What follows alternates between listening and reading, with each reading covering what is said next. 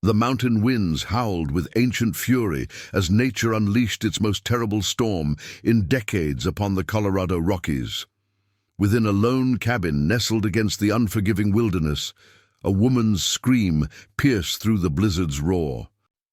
Not in fear, but in the primal agony of bringing new life into a world that seemed determined to extinguish it.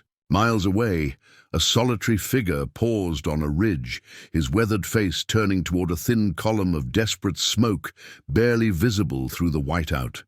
Something called to him across the frozen expanse, something more powerful than the storm itself. Before we jump back in, tell us where you're tuning in from, and if this story touches you, make sure you're subscribed, because tomorrow I've saved something extra special for you. The blizzard descended upon the mountains without mercy, transforming the early October landscape into a world of white fury. Sarah Mitchell had been watching the gathering darkness from the cabin window, one hand pressed against her swollen belly, the other clutching the worn leather journal where she'd been recording her thoughts. Perhaps the only testament that would remain if the winter took her as it had taken so many others before. Her labor pains had started just as the first heavy snowflakes began falling. Now, 12 hours later, the contractions came in waves that threatened to tear her apart from within, and the snow outside had buried half the cabin door. "Please, not yet," Sarah whispered through gritted teeth, her knuckles white as she gripped the edge of the rough-hewn table. Just a little longer. But her body had its own wisdom, its own timing that wouldn't be denied. She'd been alone for 26 days now. 26 days since Daniel had kissed her forehead, promised he'd return with supplies from the trading post before the weather turned, and ridden away on their only horse. 26 days marked by dwindling food, dwindling hope, and the growing certainty that she had been abandoned to die. The cabin that had once represented their dream now felt like a tomb. Daniel Mitchell had painted such beautiful pictures with his words. A homestead of their own in the high country, far from the judgment and whispers that had followed them from Boston. A place where they could start fresh, where the past couldn't touch them. What he hadn't mentioned was the crushing isolation, the brutality of the mountain winters, or how quickly a man's promises could dissolve when faced with the reality of a pregnant wife and the responsibility that came with it. Another contraction gripped her, and Sarah screamed into the empty room, her voice echoing off walls that seemed to be closing in. Outside, the wind screamed back, mocking her with its hollow companions. Isolation, abandonment, fear. When the pain subsided, she staggered to the small bed they had built together in those first hopeful weeks. The sheets were clean, at least. She'd prepared for this moment as best she could, boiling water whenever she had strength to gather wood, reading and rereading the midwifery book she'd brought from the East. Knowledge was poor company, but better than none at all. Sarah had grown up in comfort in Boston, the daughter of a successful merchant. Her education had been comprehensive, her future secure, until she'd met Daniel Mitchell at a summer party. He'd been handsome, charming, full of wild stories about the West, and dreams that seemed to sparkle like gold. Her parents had seen, through him immediately, of course. "Fortune hunter," her father had called him, while her mother wept and pleaded. But Sarah had been 22, headstrong and hungry for adventure. Their elopement had been the scandal of the season. The journey west had been difficult but filled with promise. It wasn't until they'd reached the isolated cabin high in the Colorado mountains that Daniel's true nature began to emerge. His impatience with the hard work of homesteading, his increasing silences, the way his eyes would drift to the horizon while she spoke. "You'd leave me now?" she had asked when he'd announced his trip to the trading post, her hands protective over her unborn child. "With the baby so close?" "It'll be a quick trip," he'd replied, not meeting her eyes. "We need supplies before winter." She knew then, with a certainty that cut deeper than any blade, that he wouldn't return. The realization should have broken her, but something had hardened inside Sarah instead. She would survive. She would bring this child into the world. She would find a way. Now, as the pain built again, she wondered if that determination had been misplaced. The fire in the small hearth was burning low, despite her careful rationing of wood. The storm outside showed no signs of relenting, and she was alone, so terribly alone, at the moment when women most needed others around them. Between contractions, Sarah gathered what she could reach: clean cloths, the basin of water she'd set to warm by the fire, the knife she'd sterilized. In the flames, her hands trembled, but her mind remained clear. If she was going to die here, she would do so fighting for her child's life until her last breath.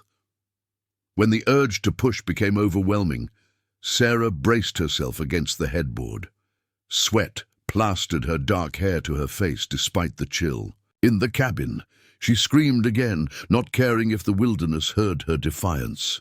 "Come on, little one," she gasped, bearing down with all her remaining strength. Come on." Hours blended together in a haze of pain and determination. The fire dwindled further. Outside, night fell, though it made little difference in the storm-darkened cabin. Sarah pushed when her body commanded, rested when it allowed, and fought the encroaching darkness of unconsciousness that threatened to claim her. Just as she felt herself slipping away, a new sound pierced the cabin, the thin, indignant wail of a newborn drawing its first breath. With trembling hands, Sarah reached down and lifted the tiny, slippery body to her chest. "A girl," she whispered, tears streaming down her face, as she gazed at her daughter's perfect features. "Hello, my brave girl." The infant's cries strengthened, a sound more beautiful than any symphony Sarah had ever heard in Boston's grand concert halls. With fumbling fingers, she tied off and cut the cord, then wrapped her daughter in the cleanest blanket she could. "Reach." "We did it," she murmured, pressing her lips to the baby's forehead. "We did it together." But their battle was far from over. The afterbirth came, bringing fresh waves of pain and weakness. Sarah felt the warmth of blood soaking through the sheets beneath her, more than there should be. The edges of her vision darkened. "No!" she protested feebly. "Not now! Not when she needs me!" With the last of her strength, Sarah tucked the newborn against her side where the baby would be warm, then reached for the journal on the bedside table. If these were to be her final moments, she wanted to leave something behind, a record of their existence, a testament to her daughter's brave entrance into the world. Her pencil scratched weakly across the page. October 15th. My daughter was born today amidst the storm. If someone finds this, her name is Hope. Please tell her that her mother loved her more than life itself. As consciousness slipped away, Sarah was vaguely aware of the fire sputtering out completely, plunging the cabin into darkness. The last thing she heard was her daughter's cry, strong and insistent against the howling of the wind. Miles away, through the white veil of the blizzard, Joseph Two Rivers paused in his journey. The Ute medicine man had been returning to his people's winter camp when the storm descended, forcing him to seek shelter in a small cave halfway up the mountain. At 58, he'd survived enough winters to know when the spirits of the land were in a dangerous mood. Joseph had lived between two worlds for most of his life. Educated at a government school that had tried to erase his heritage, he'd later returned to his people to learn the old ways from the elders. Now he carried both kinds of medicine, the knowledge of herbs and healing passed down through generations of his ancestors, and the modern techniques he'd learned during a brief stint as an assistant to an army doctor. Neither type of medicine would help him if he tried to travel through this storm, however. He'd settled in to wait it out, building a small fire near the cave entrance, drinking sparingly from his water skin and chewing on dried deer meat as he listened to the wind's fury. It was during a momentary lull in the storm that he felt it, a disturbance in the natural order, a call that seemed to come from both everywhere and nowhere. Joseph closed his eyes, focusing his senses in the way he'd been taught as a young man. Something or someone needed him desperately. Opening his eyes, he caught sight of it through a brief clearing in the snowfall. A thin, struggling column of smoke rising from a cabin nestled in the valley below, a cabin he hadn't known existed. The smoke was failing, weakening, a last desperate signal from a dying fire. Joseph knew no one should be living that high in the mountains, this close to winter. Settlers occasionally tried, not understanding the land's rhythms, but most either left before the first heavy snow or didn't survive to see spring. Whoever was in that cabin was in grave danger. Common sense told him to stay put, to wait out the storm. The journey down the treacherous slope in these conditions could easily kill him, but the feeling that had seized him wouldn't let go, a certainty that transcended rational thought. "The spirits don't call without reason," he muttered, gathering his meager supplies and wrapping his buffalo hide coat more tightly around his body. His weathered hand paused over the small medicine bundle that hung at his waist, fingertips brushing. The soft leather pouch that contained sacred herbs, stones, and tokens. A brief prayer passed his lips, words asking for guidance and protection in the language his government teachers had once forbidden him to speak. Then, pulling a woolen scarf across his face against the biting cold, Joseph stepped back into the storm. The wind immediately tried to drive him back, snow pelting his exposed skin like tiny needles. He leaned into it, using his walking stick to probe the ground ahead for hidden dangers. The descent was treacherous, the path he'd climbed hours earlier now completely obscured by snowdrifts. Twice he nearly lost his footing on ice-covered rocks. Each step required complete concentration, yet part of his mind remained fixed on that failing column of smoke, on the sense that time was running out for whoever was sending this unintentional signal. It took him nearly 2 hours to reach the valley floor, and another hour of struggling through snow that reached mid-thigh before the dark shape of the cabin emerged from the whiteness. No smoke rose from the chimney now, no light showed through the single window. If not for his earlier vision, Joseph might have thought the place abandoned. The door was partially blocked by a snowdrift. Joseph dug through it with his hands, ignoring the numbness spreading through his fingers. When he finally managed to push the door open, he was met with darkness and cold nearly as bitter as the storm outside. "Hello?" he called, stepping cautiously into the gloom. "Is anyone here?" The silence that answered him was broken only by the faintest sound, a whimper so soft it might have been imagination. Joseph moved toward it, his eyes gradually adjusting to the darkness. The cabin was small, barely more than a single room, with a rough-hewn table, a cold hearth, and a bed against the far wall. On that bed lay a figure, still as death, and beside it, wrapped in blankets now growing cold, was the source of the sound. A newborn infant, incredibly still alive despite the deadly chill. Joseph moved quickly then, his healer's instincts taking over. He checked the woman first, unconscious but breathing, her skin pale and cool to the touch, the bed beneath her stained with blood. Childbirth recently, too much blood lost. Next, he gathered the infant, a girl by his quick assessment, and tucked her inside his coat against his chest for warmth. Her tiny body was cooler than it should be, but she responded to his touch with another weak whimper. A fighter, this one. Working methodically in the dim light, Joseph set about bringing the cabin back to life. He rekindled the fire with practiced efficiency, using the small supply of dry wood stacked beside the hearth. As warmth gradually returned to the space, he gently placed the baby in a makeshift nest, close enough to benefit from the heat, but not so close as to be dangerous. Then he turned his full attention to the mother. Her pulse was thready but present, her breathing shallow. Blood loss and exhaustion had taken a severe toll. Without intervention, she wouldn't survive the night. Joseph opened his medicine pouch, spreading its contents on the small table. From one pocket of his coat, he produced a flask of whiskey, not for drinking, but for its properties as both antiseptic and painkiller. From another, he took a small package wrapped in waxed paper that contained dried herbs collected during the summer months. Working by firelight, Joseph began the delicate process of bringing the woman back from the threshold she was hovering upon. He had no idea who she was or how she had come to be alone in these mountains, but such questions could wait.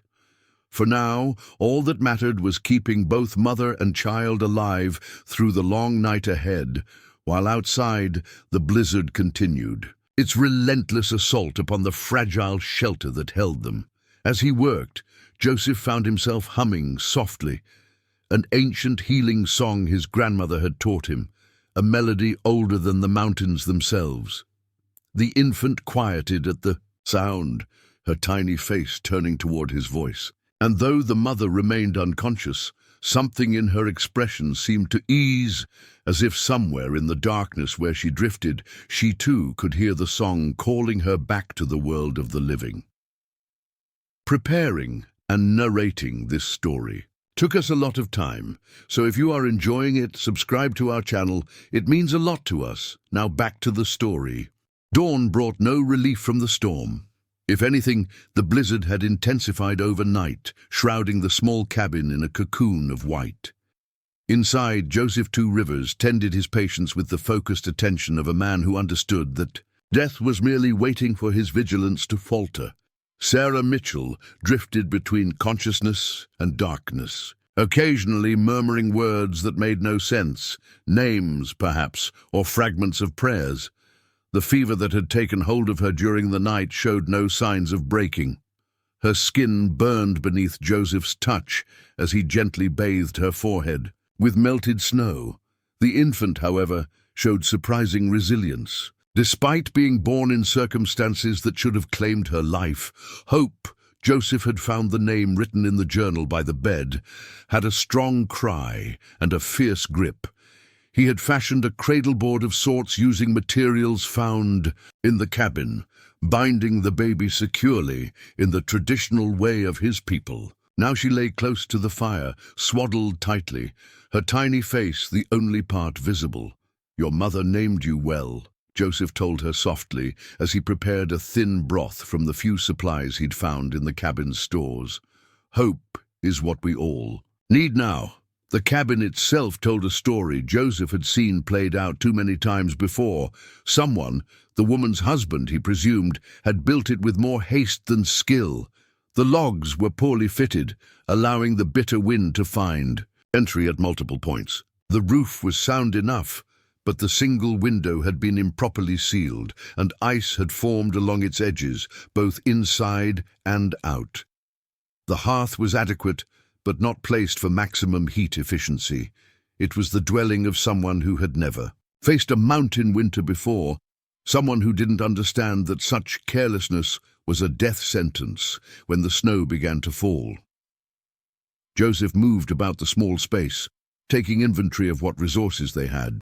The woodpile was dangerously low, perhaps 3 days' worth if used sparingly. Food was equally scarce, a small sack of beans, some dried meat that had begun to turn, a few potatoes sprouting eyes, and a half-empty jar of preserved peaches. There was coffee, which might prove useful for its stimulant properties, and salt. No wonder the woman, Sarah, according to the journal, had been weakening even before childbirth. She'd been slowly starving. Joseph glanced again at the journal that lay open on the table. He'd read only enough to learn the baby's name and to confirm his suspicion that Sarah had been abandoned. The rest felt too private, too personal for him to intrude upon without permission. As the morning wore on, Joseph settled into a routine of caring for both mother and child. When the baby cried with hunger, he soaked a clean cloth in the broth he'd prepared and let her suck the liquid from it. Not ideal, but better than nothing. When Sarah's fever spiked, he applied cold compresses and administered teas made from the herbs in his medicine pouch. Between these duties, he worked to make the cabin more hospitable.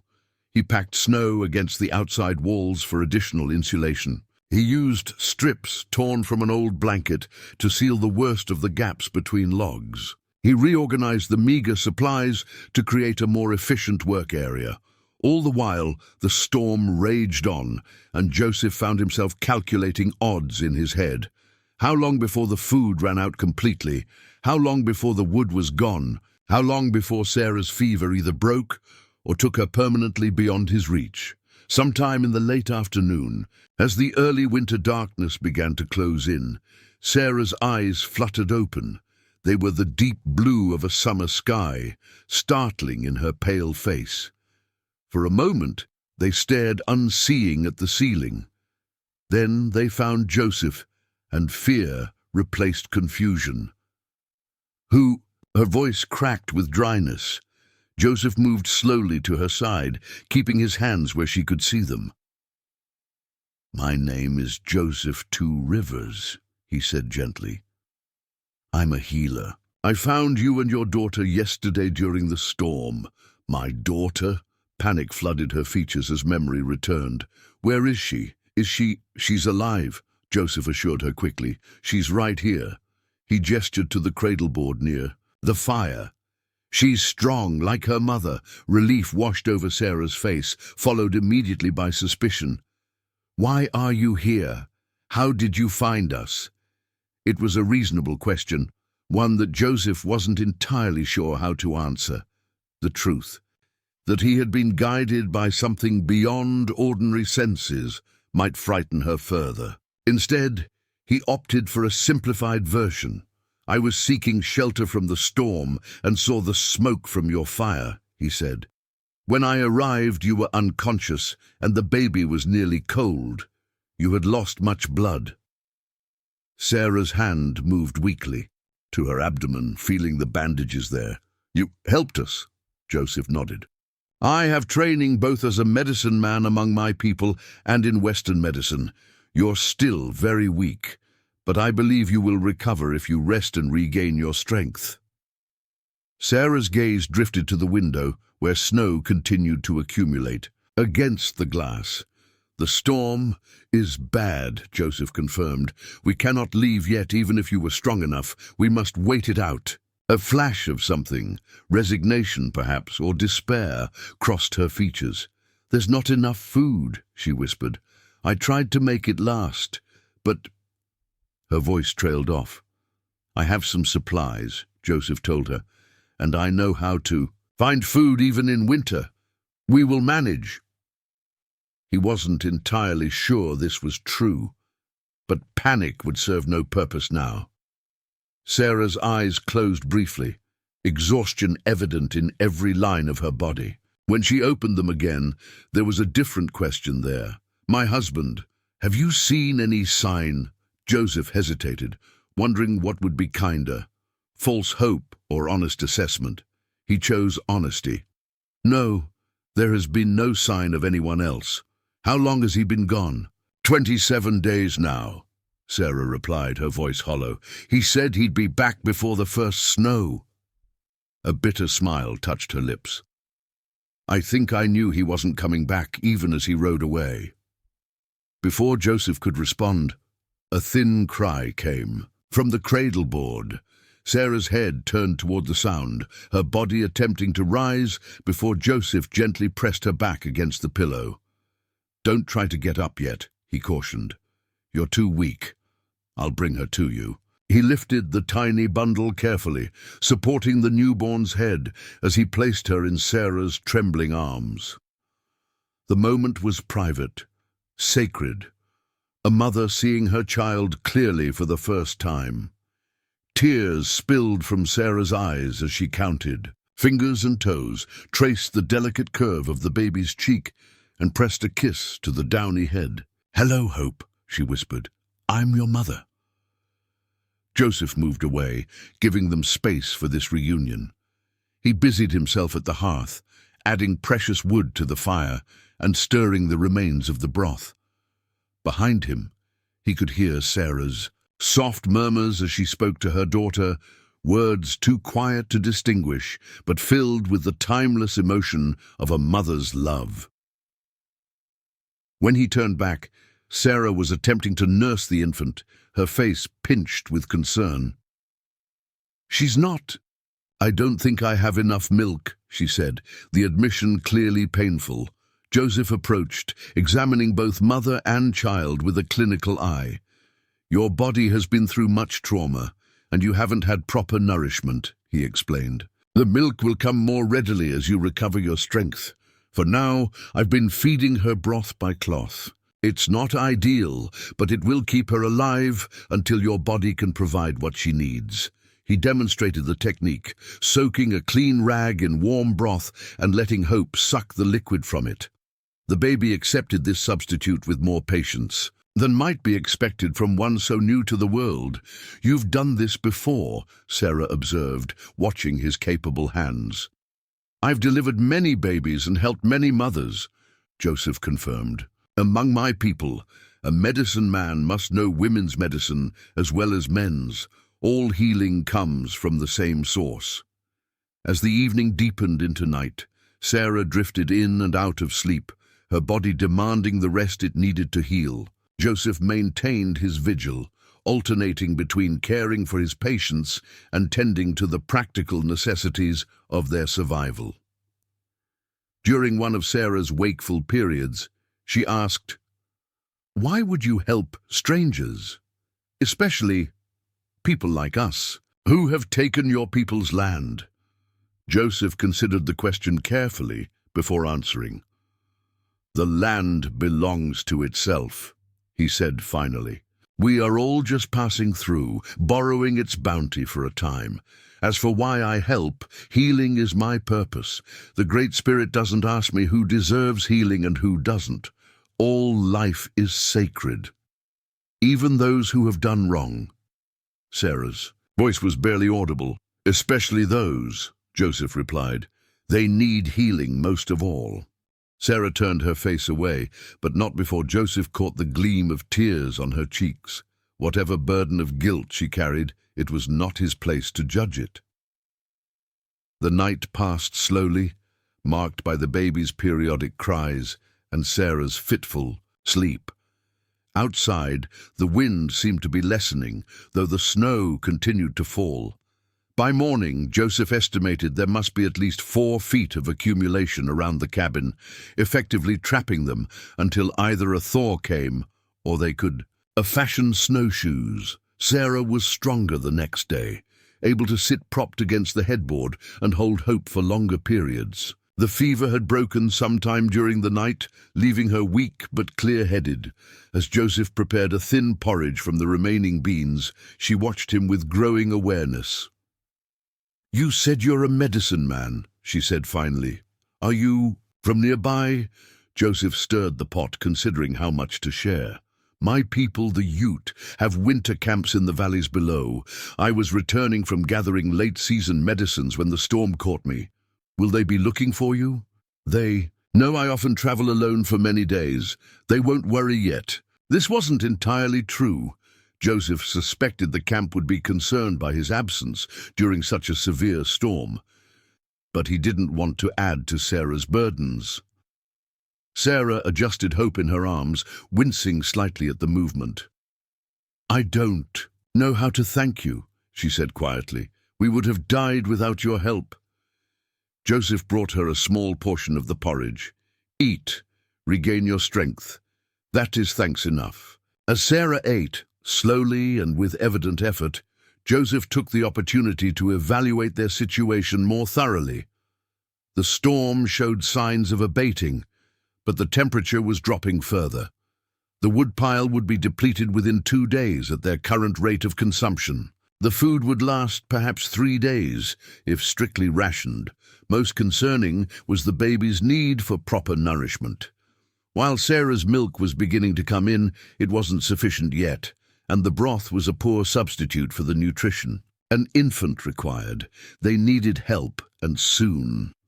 "Sarah," he said, returning to her bedside, "I need to ask you some difficult questions." She looked up, wariness returning to her expression. "What questions?" "Is there anyone nearby?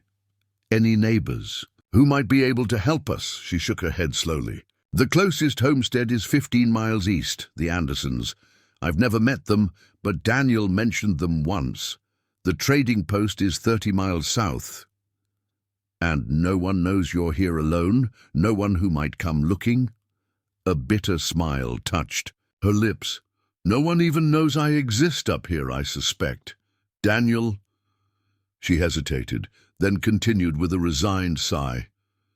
Daniel wasn't honest about many things. I believe now that he never properly registered this homestead. He spoke of papers and deeds, but I never saw them. This confirmed Joseph's suspicions. The cabin had been built hastily, illegally, on land that technically belonged to neither settlers nor the Ute, but was contested territory. It explained why it was so isolated, so poorly provisioned. I see, he said, keeping judgment from his voice. When you're stronger, we'll need to consider options for leaving here. This cabin won't sustain you and Hope through winter. Fear flashed across Sarah's face. Leave? But where would we go? I have nothing, no money, no family who would take me back. Her voice dropped to a whisper. I made my choice when I followed Daniel west. There's no undoing that now. Joseph recognized the despair in her words, the same hopelessness he'd seen in too many women abandoned at frontier outposts or mining towns. Men came west, chasing dreams of gold or land, bringing women who believed in promises of new beginnings. When reality failed to match those dreams, many men simply disappeared, leaving their wives and children to whatever fate might befall them. There are always choices, Joseph said gently. But for now, focus on healing. We'll face tomorrow when it comes. That afternoon, while Sarah slept, Joseph ventured outside for the first time since arriving at the cabin. The storm had indeed lessened, though snow still fell in lazy spirals from a slate-grey sky. The world had been transformed into an alien landscape of white mounds and blue shadows, beautiful but deadly in its serenity.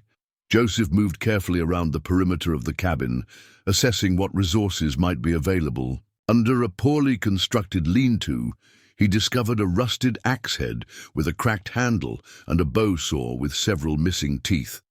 There were a few pieces of wood too large to burn without being cut down, which explained why they hadn't been added to the woodpile. Behind the cabin, half buried in snow, Joseph found what must have been an attempt at a vegetator garden. Nothing remained now except a few frozen cabbage stumps. Nearby stood a crude rabbit snare, long abandoned. The inventory of their surroundings only confirmed what Joseph already knew. They were dangerously unprepared for survival.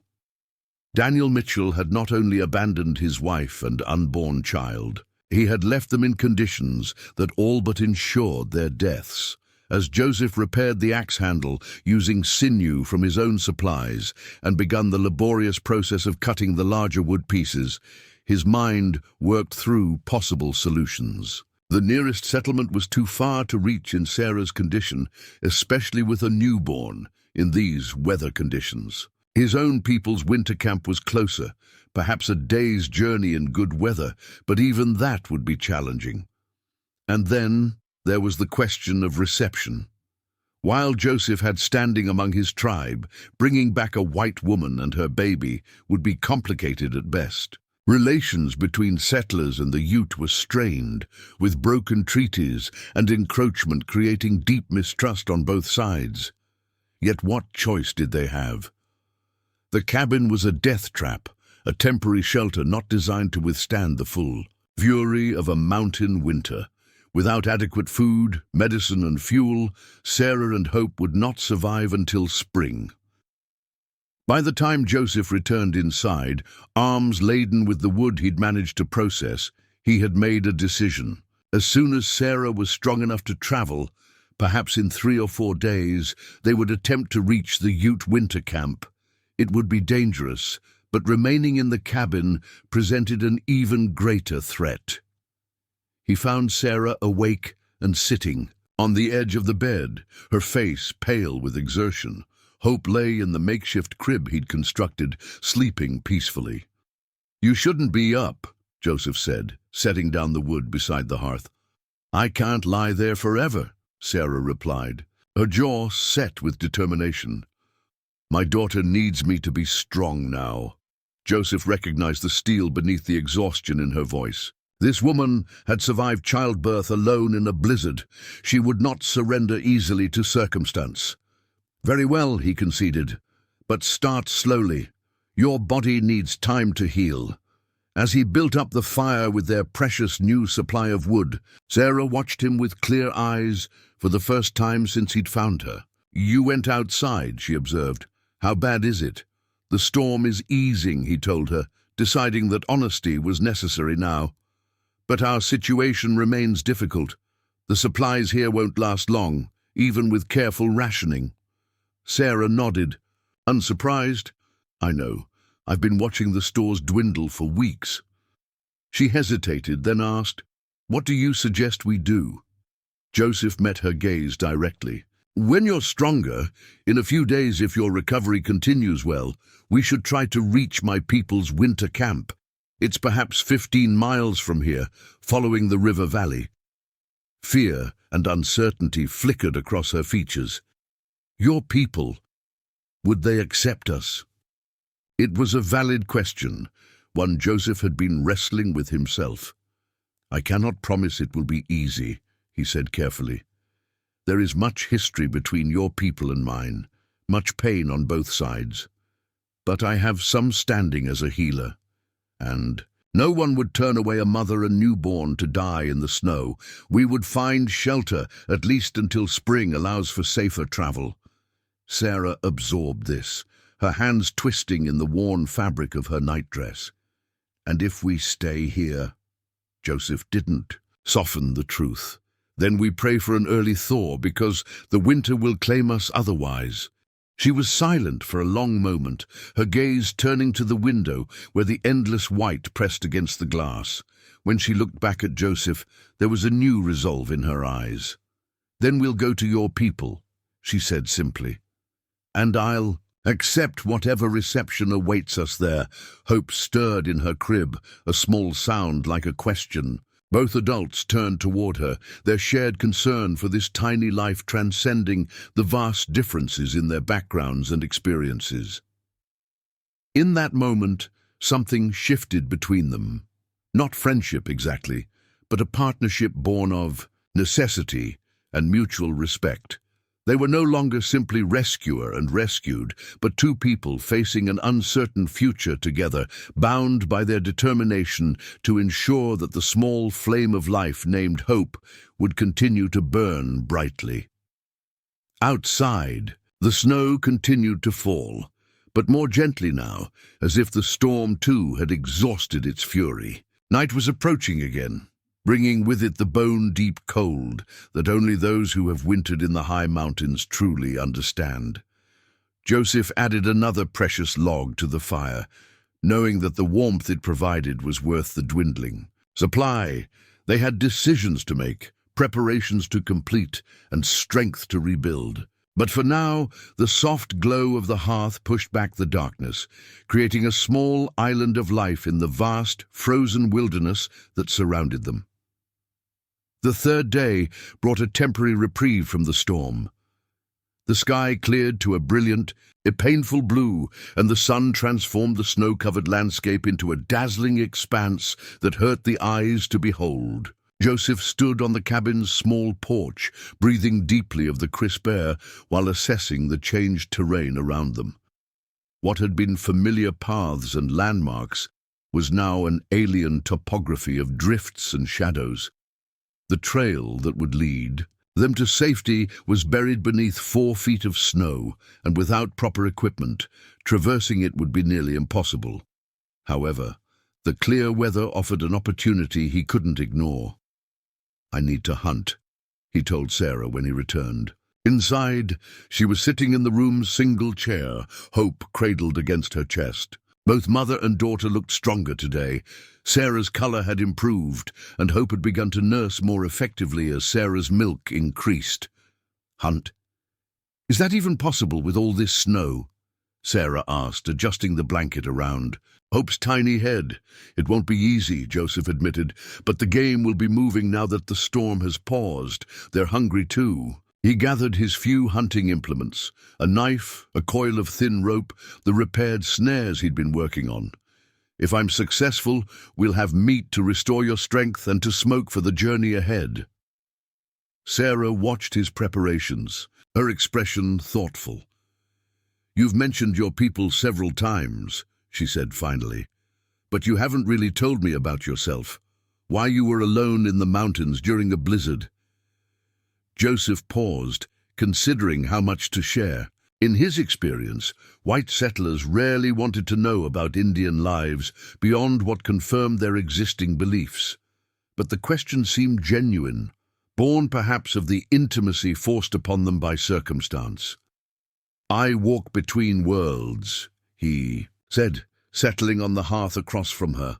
My father was Ute, my mother Tabiguache, what you might call a band of the Ute people. When I was 10 years old, government agents came to our camp and took several children, including me, to a school far from our homes. Sarah's eyes widened. They took you from your family.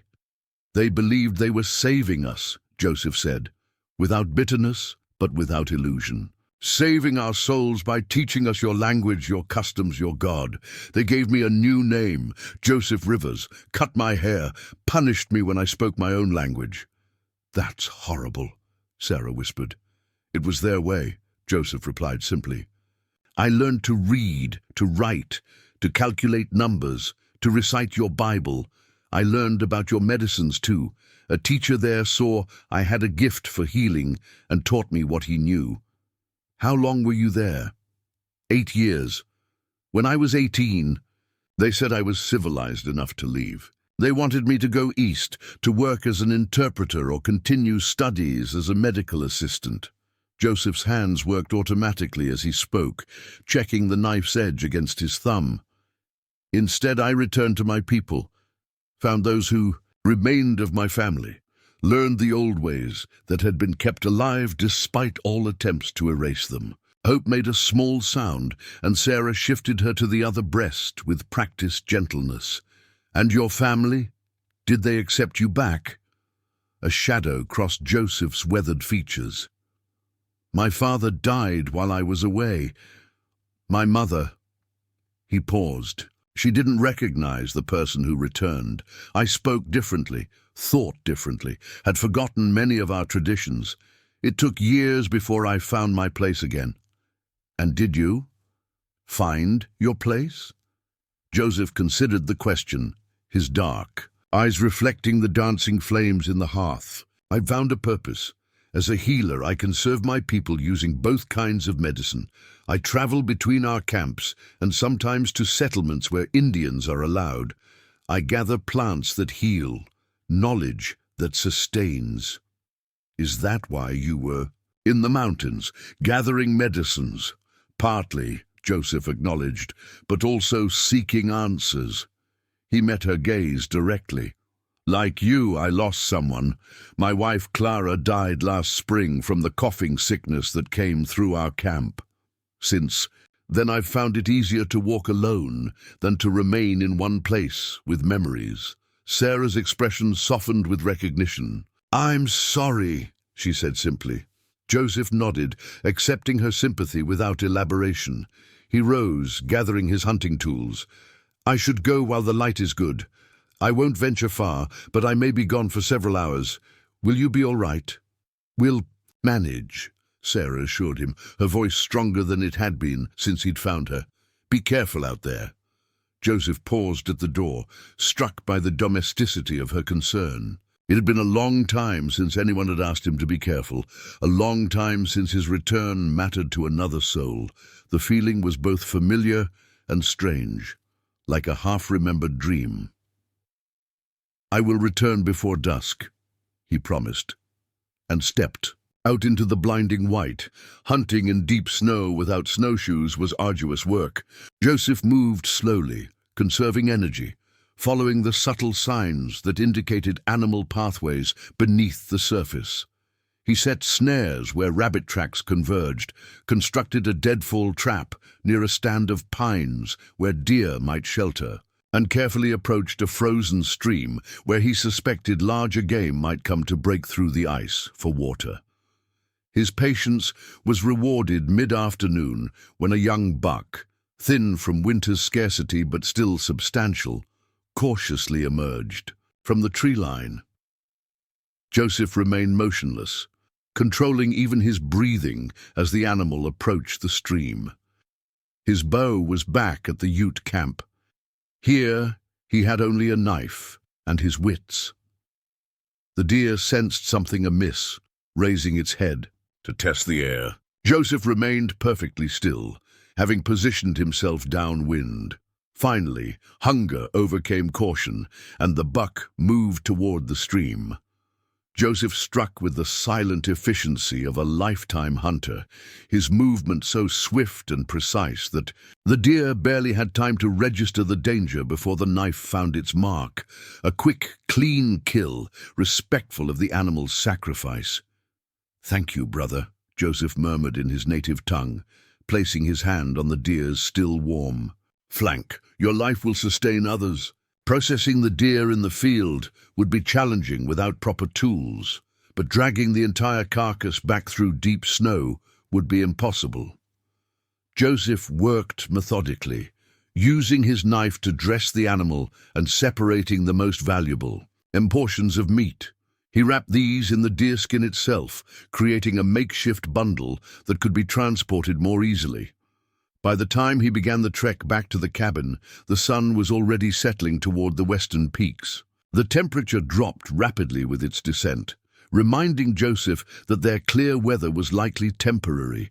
He needed to make it back before darkness fell, and the killing cold of a mountain night descended in full force. The journey was strenuous, his legs burning with the effort of pushing through snow that sometimes reached his waist in deeper drifts. The bundle of meat, though carefully selected for efficiency, grew heavier with each step. Sweat formed beneath his layers of clothing despite the cold, a dangerous condition if he stopped moving. When the cabin finally came into view, smoke rising reassuringly from its chimney, Joseph allowed himself a moment's relief. The light, glowing from its single window, created a beacon in the gathering darkness, drawing him the final distance. Sarah looked up from the hearth as he entered, her expression shifting from worry to relief. "I was beginning to fear something had happened," she admitted, rising from where she'd been tending the fire. Hope lay sleeping in her crib, bundled against the cold. "The snow made travel difficult," Joseph explained, setting down his precious bundle on the table. He unwrapped it carefully, revealing the cuts of venison. But the hunt was successful. Sarah's eyes widened at the sight of the meat. That's remarkable. I didn't think anything could be hunted in these conditions." "Hunger makes us all resourceful," Joseph said, removing his snow-covered outer garments. "This will restore your strength and provide supplies for our journey." They worked together to prepare the meat, Sarah moving with increasing confidence as her body continued to heal. She had found a pot large enough to stew some portions, while Joseph began cutting thin strips that could be smoked for preservation. "I found salt," Sarah told him, indicating a small container she'd discovered in a forgotten corner of the cabin's sparse shelving. "Not much, but enough to help preserve some of the meat." Joseph nodded appreciatively. "Good. We'll need food that can travel." As the stew began to simmer, filling the cabin with a rich aroma that awakened hunger too long suppressed, Sarah asked, "How soon do you think we should attempt to reach your people's camp?" Joseph considered the question, mentally assessing her. "Recovery against the risk of delay. 2 more days, if your strength continues to improve and if the weather holds. We need to prepare properly. The journey will be difficult even under the best conditions. What do we need?" "Snowshoes would be ideal, but I don't have materials to make proper ones," Joseph replied. "We can fashion crude versions using branches." and strips of hide. We'll need to bundle Hope securely. I can create a carrier that will keep her warm against your body, and we need food, water, and whatever blankets or furs are available." Sarah nodded, absorbing this information with the practical focus of a woman accustomed to making do with little. "And your people? What should I expect when we arrive?" It was the question Joseph had been anticipating, yet still found difficult to answer honestly without causing fear. "There will be caution," he said finally. "Suspicion, perhaps. My people have learned through bitter experience that white settlers often bring trouble, but they will not turn away a mother and child in need. Will they allow us to stay until spring?" "I believe so," Joseph said, though uncertainty nagged at him. The tribal council would have the final say, and relations with white authorities had been strained in recent months due to broken promises and encroachment on hunting grounds. As I said before, I have some influence as a healer, and there are those among my people who still believe in offering sanctuary to those in need. He didn't mention the factions within the tribe who had grown bitter after repeated betrayals, who might view any white presence as a threat. Such concerns could wait until Sarah was strong enough to face them. As they ate the venison stew, the first substantial meal either had enjoyed in days, the firelight cast dancing shadows across the cabin walls. Hope woke and began to fuss, her tiny face scrunching with displeasure. Sarah lifted her, checking her swaddling before offering her breast. "She's stronger today," Sarah observed, as the infant latched successfully. "More demanding." "A good sign," Joseph agreed. "She has her mother's spirit." A faint smile touched Sarah's lips, the first Joseph had seen since finding her. It transformed her face, revealing the beauty that hardship had temporarily obscured. "I was never considered particularly spirited back in Boston," she said. "Quite the opposite. My parents thought me too bookish, too quiet for proper society." "Circumstances reveal true character," Joseph replied. "Not all strength shows itself in the same way." They fell into companionable silence, the only sounds the crackling of the fire and Hope's occasional murmurs as she nursed. Outside, night had fully descended, bringing with it the vast silence of a snow-covered world. The temporary peace of their shelter felt all the more precious for its fragility. Later, as Sarah slept with Hope nestled beside her, Joseph remained awake, adding small pieces of wood to the fire and contemplating the path ahead. The practical challenges were formidable. The physical journey through deep snow with a weakened woman and newborn infant, the dwindling supplies, the uncertain reception at the Ute camp. But there were other concerns that troubled his thoughts as well. In helping Sarah and Hope, he had already formed a connection he hadn't anticipated. Their survival had become important to him beyond the general obligation to preserve life. He found himself noticing small details, the determined set of Sarah's jaw when she pushed through pain, the tiny, perfect fingernails on Hope's hands, the quiet dignity with which Sarah faced her abandonment. Such attachments were dangerous. Joseph had walked alone since Clara's death, finding solace in isolation, in the familiar routines of gathering medicines and tending to the sick without forming deeper bonds. Now, circumstance had thrust him into intimacy with a woman from a world entirely separate from his own, a woman whose very presence among his people might cause discord. Yet he could no more walk away from them than he could stop breathing. Something had called him to that smoke trail during the blizzard, something beyond rational explanation. The Ute elders would say it was the work of spirits guiding him to where he was needed. Whatever the cause, Joseph knew only that his path was now irrevocably linked with Sarah and Hope Mitchell's, at least until they reached safety. The next morning brought another clear day, cold but brilliant with sunshine. Joseph rose early and went outside to check the rabbit snares he'd set the previous day. Two had been successful, providing additional meat for their stores. As he processed these smaller catches, his eyes continually scanned the horizon, evaluating the weather signs with the practiced gaze of one who had learned to read nature's warnings. There was a heaviness to the distant clouds that suggested more snow would come, perhaps within a day or two. Their window for travel might be closing faster than he had hoped. When he returned to the cabin, he found Sarah already awake and moving with greater ease than before. She had managed to heat water and was washing Hope with gentle efficiency.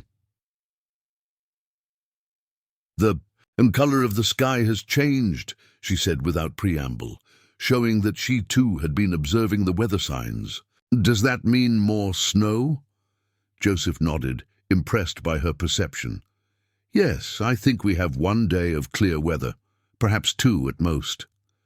Sarah met his gaze, understanding the implications. "Then we should leave tomorrow, shouldn't we?" "We're trapped here again."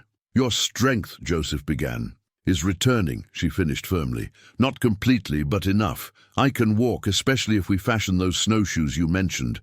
And the longer we wait—" She glanced pointedly at their meager supplies.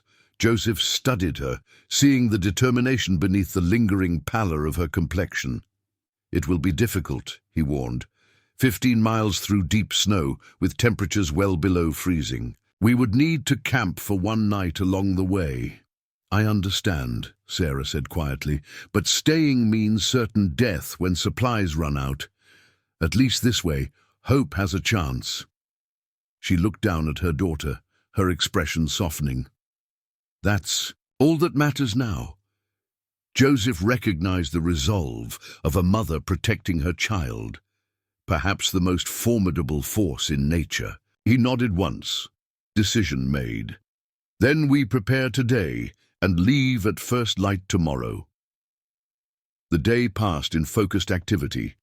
Joseph fashioned crude but functional snowshoes using flexible branches for frames and strips cut from an old leather saddle blanket for webbing. Sarah sorted through the cabin's meager possessions, selecting only what was essential for survival: extra blankets, the remaining food, a small pot for melting snow, the journal she had kept. Together, they created a secure carrier for Hope that would allow the infant to be held close to Sarah's body for warmth, while leaving Sarah's arms free for balance. Using torn strips from an old sheet, Joseph demonstrated how to bind the baby in the traditional way of his people, ensuring her comfort and safety. "The Tabaguache believe babies sleep best when wrapped this way," he explained as his weathered hands gently secured the bindings. "It reminds them of being in the mother's womb, safe, warm, protected." Sarah watched intently, learning the technique. "Your people seem to have deep wisdom about such things," she observed. "We have had many generations to learn what works," Joseph replied simply. "Knowledge passed down, mother to daughter, father to son. Some of this wisdom your people call primitive or superstitious, yet many of our ways have kept our children thriving in harsh conditions for centuries." As evening approached, they made final preparations. The remaining venison was cooked and wrapped for the journey. Waterskins were filled. Every available layer of clothing was collected for protection against the cold. When all was ready, they sat together by the fire for what would likely be their last night in the cabin. Hope slept peacefully in her crib, oblivious to the dangerous journey ahead. The flames cast a warm glow across the small space that had been their sanctuary through the worst of the storm. "I never thanked you properly," Sarah said suddenly, breaking the comfortable silence. "For finding us, for saving our lives." Joseph shook his head slightly. "No thanks are needed. I followed what I was meant to do." "Still," Sarah insisted, "many men, many people of any kind would have passed by, especially knowing I wasn't." She hesitated.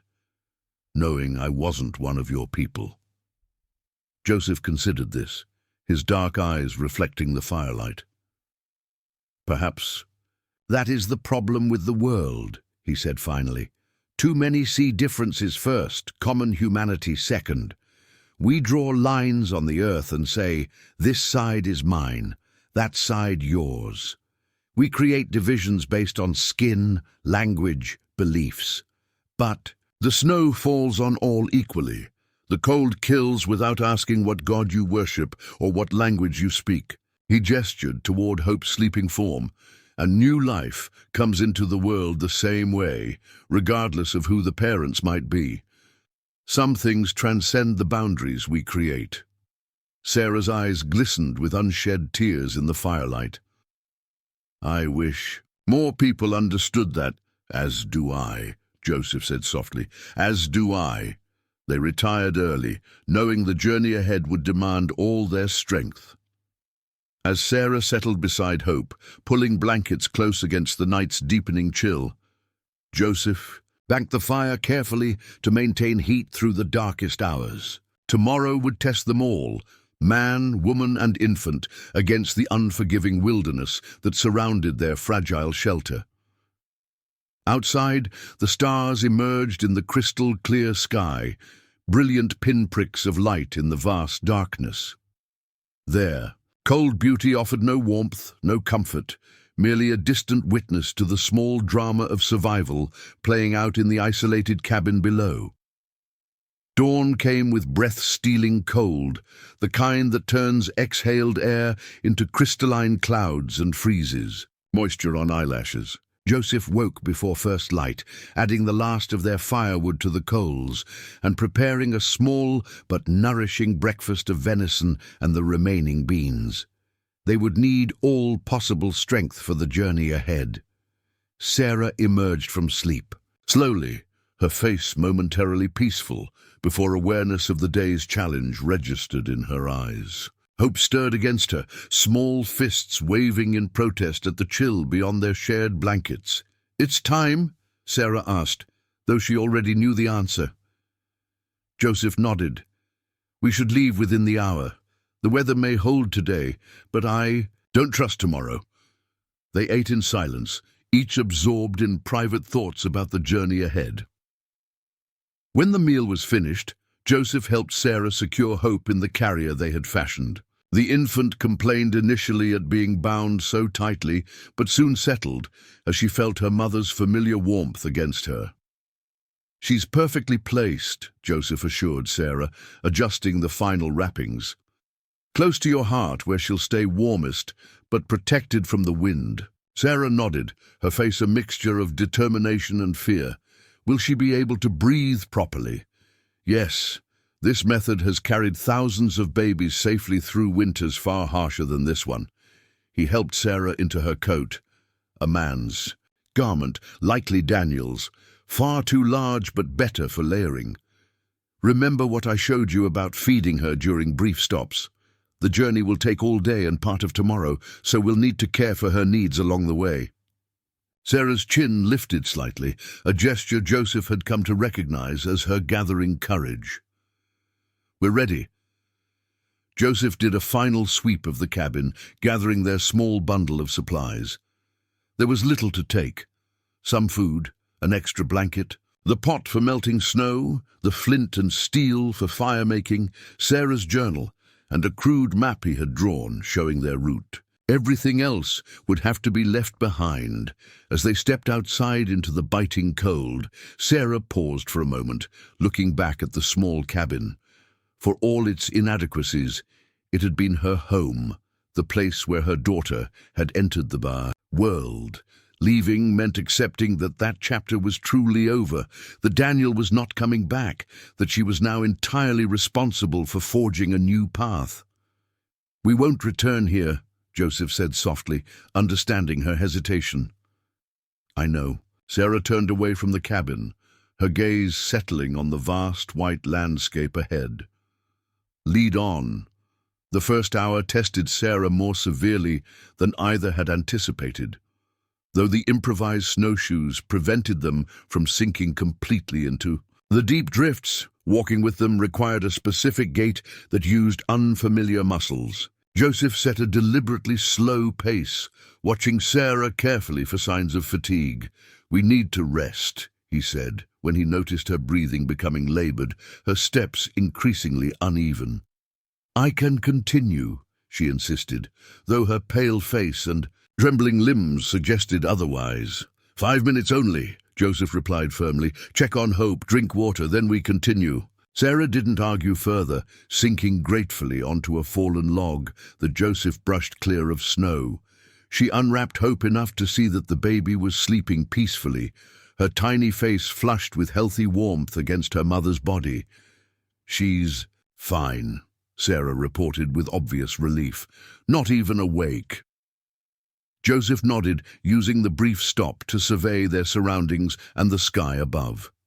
They had covered perhaps 2 miles, following a path that led gradually downward through a sparse forest of pines. The temperature remained bitterly cold, but the sun provided some psychological comfort, its brightness reflecting off the snow in dazzling contrast to the dark days of the blizzard. "The going will be easier once we reach the valley floor," he told Sarah. "Less deep snow, more protection from the wind." "How much farther to this valley?" "Another hour, perhaps more at our current pace." Sarah nodded, accepting this without complaint. She took a small sip from the water skin, then carefully readjusted Hope's wrappings before struggling back to her feet. "I'm ready." Joseph studied her with growing respect. Despite her genteel background and the trauma her body had so recently endured, Sarah Mitchell possessed a resilience that many frontier men would envy. There was an understated quality to her courage, not brash or boastful, but steady and enduring. They continued their journey in companionable silence, each conserving energy for the physical demands of travel. Occasionally, Joseph would point out animal tracks in the snow or the distant flight of an eagle against the blue sky, small moments of connection with the living world around them. By midday, they had reached the edge of the valley, where the terrain leveled out and the trees grew more densely, offering some shelter from the wind that had begun to strengthen. Joseph called for a longer rest, finding a protected spot beneath a massive pine where the ground was relatively clear of snow. "We should eat," he said, unwrapping a portion of their precious food supplies. Sarah settled beside him, her face wind-burned, but determined. She carefully loosened Hope's bindings, allowing the infant to nurse while they rested. The baby had awakened hungry and fussing, but quieted immediately at her mother's breast. "You're doing well," Joseph said, offering Sarah dried venison, better than many would in these conditions. A ghost of a smile touched her lips. "I suppose there's little choice but to continue, isn't there?" "There's always a choice," Joseph replied. "Some would have given up by now. Courage isn't the absence of fear or doubt. It's continuing despite them." Sarah considered this as she ate, her gaze moving from Hope to the vast landscape around them. "When I was a girl in Boston, I read adventure stories about the frontier. They made it sound so romantic, wild and free and full of possibility." She shook her head slightly. "None mentioned how it feels to be truly alone in this vastness, how small and insignificant one becomes." "Not insignificant," Joseph corrected gently, "just properly sized. The mountains and sky remind us of our place in the greater order of things. My people see this as wisdom, not diminishment." "And is that why you chose to return to this life? After your time in the white man's world?" Joseph watched an eagle circling high above them, its wings catching thermal currents in effortless glides. "Partly. There is truth in the silence here, that I couldn't find in cities, but mostly I returned because this is where my roots lie, where I can be fully myself, not half a person trying to fit into someone else's idea of who I should be." Sarah nodded slowly. "I thought I was escaping constraints when I left Boston with Daniel, my parents, society. Everything seemed designed to put me in a box of proper behavior and acceptable ambitions." Her voice took on a touch of bitterness. "How ironic that I traded one cage for another, and a far more dangerous one at that. Hope finished nursing, and Sarah carefully rewrapped her before adjusting her own clothing. The infant had fallen asleep again, seemingly untroubled by the journey or the cold. Joseph marveled at the resilience of new life, how something so apparently fragile could withstand such harsh conditions. "We should continue," he said, gathering their few supplies. "I want to reach the river by nightfall." The afternoon brought new challenges. The wind strengthened, driving fine crystals of snow into their faces, despite the shelter of the trees. The temperature dropped further as the sun began its descent toward the western mountains.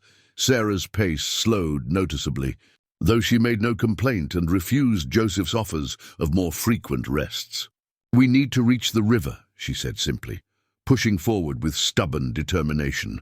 It was nearly dusk when they finally heard the muffled sound of running water. The river, not completely frozen despite the bitter cold. Joseph felt a surge of relief. They had covered perhaps 7 miles, half the distance to the Ute camp, and reached the landmark he had been aiming for. "We'll make camp here for the night," he announced, pointing to a small clearing sheltered by an outcropping of rock. "The stone will reflect heat from our fire." Together, they created a snow shelter, a simple lean-to design with branches and pine boughs, providing a roof while the rock face formed one wall. Joseph built a fire immediately, knowing that retaining body heat would be critical as night fell. Sarah settled Hope in a nest of blankets near the fire, checking that the baby was warm, but not too close to the flames. "I'll prepare a broth," Joseph said, filling their small pot with clean snow to melt. "You should rest while you can." "What about you?" Sarah asked, noticing the lines of fatigue in his face. "I'll rest later. First, I need to gather more firewood to last the night." As Joseph moved quietly through the growing darkness, selecting dry branches from beneath the snow, he reflected on the day's journey. Sarah had exceeded his expectations, pushing through physical discomfort without complaint. Her focus on Hope's well-being seemed to provide strength beyond her body's natural capacity, a phenomenon he had witnessed before in mothers protecting their young. When he returned to their shelter, arms laden with wood, he found Sarah sitting, with her back against the rock face, Hope nestled against her. The firelight caught the gleam of tears on her cheeks, though she quickly wiped them away as she heard his approach. "The smoke," she explained, though both knew it wasn't the cause. Joseph added wood to the fire without comment, respecting her privacy. When the broth was ready, he handed her a cup, making sure she drank before taking any himself. They ate in companionable silence, the crackling of the fire and occasional pop of sap from the pine branches, the only sounds beyond the distant murmur of the river. As the night deepened around them, stars emerged in breathtaking clarity above. Their small shelter, the fire's warmth created a pocket of life in the vast, frozen landscape, a temporary haven against the killing cold that settled over the valley. "Will you tell me about your people's camp?" Sarah asked suddenly, breaking the long silence. "What should I expect when we arrive?" Joseph settled back against his own portion of the rock wall, considering how to prepare her without causing undue anxiety. "The winter camp is smaller than our summer gathering places, perhaps 30 lodges, what you might call teepees, though. Ours are constructed differently than the plains tribes you may have heard of.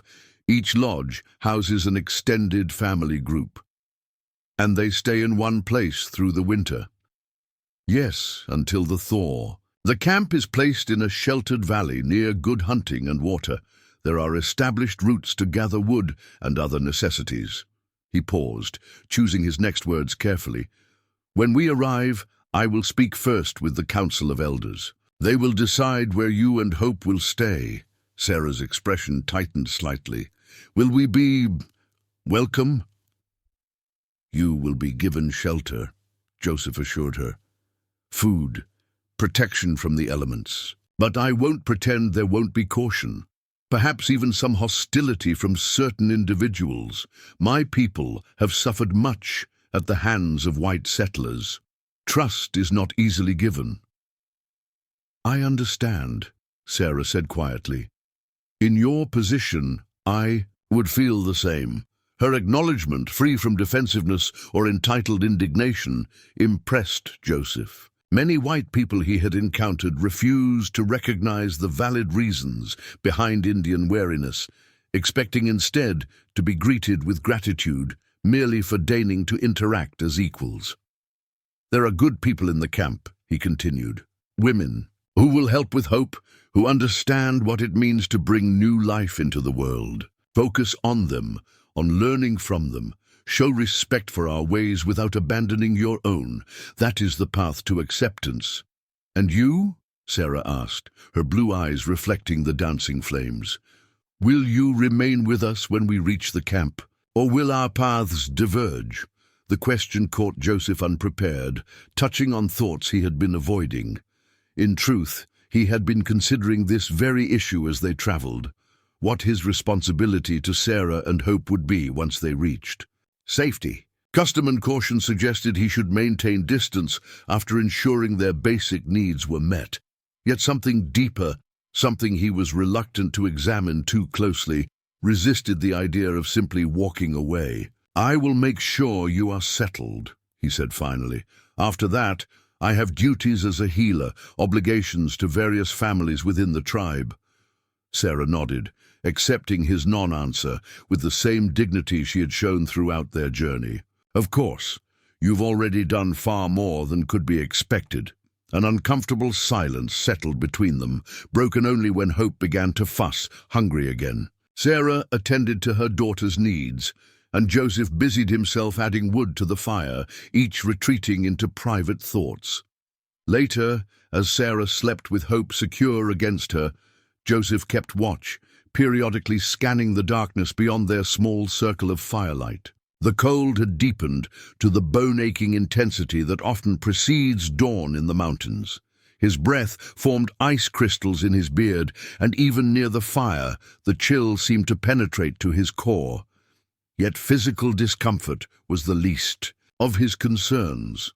Joseph found himself studying Sarah's sleeping face, noting the gentle curve of her cheek, softened by firelight, the slight furrow between her brows that remained even in sleep, evidence of worries that followed her into dreams. In the short time since finding her half-frozen in that isolated cabin, he had developed a respect for her that went beyond simple admiration for her resilience.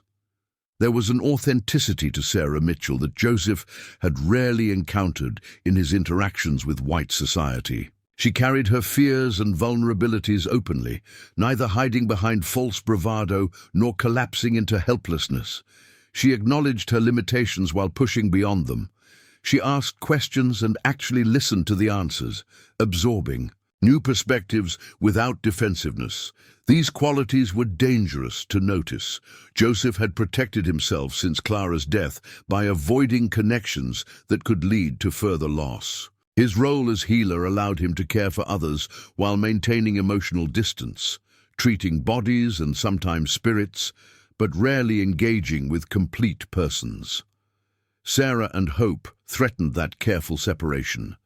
They had become individuals. To him, not merely patients or abstract representatives of another culture.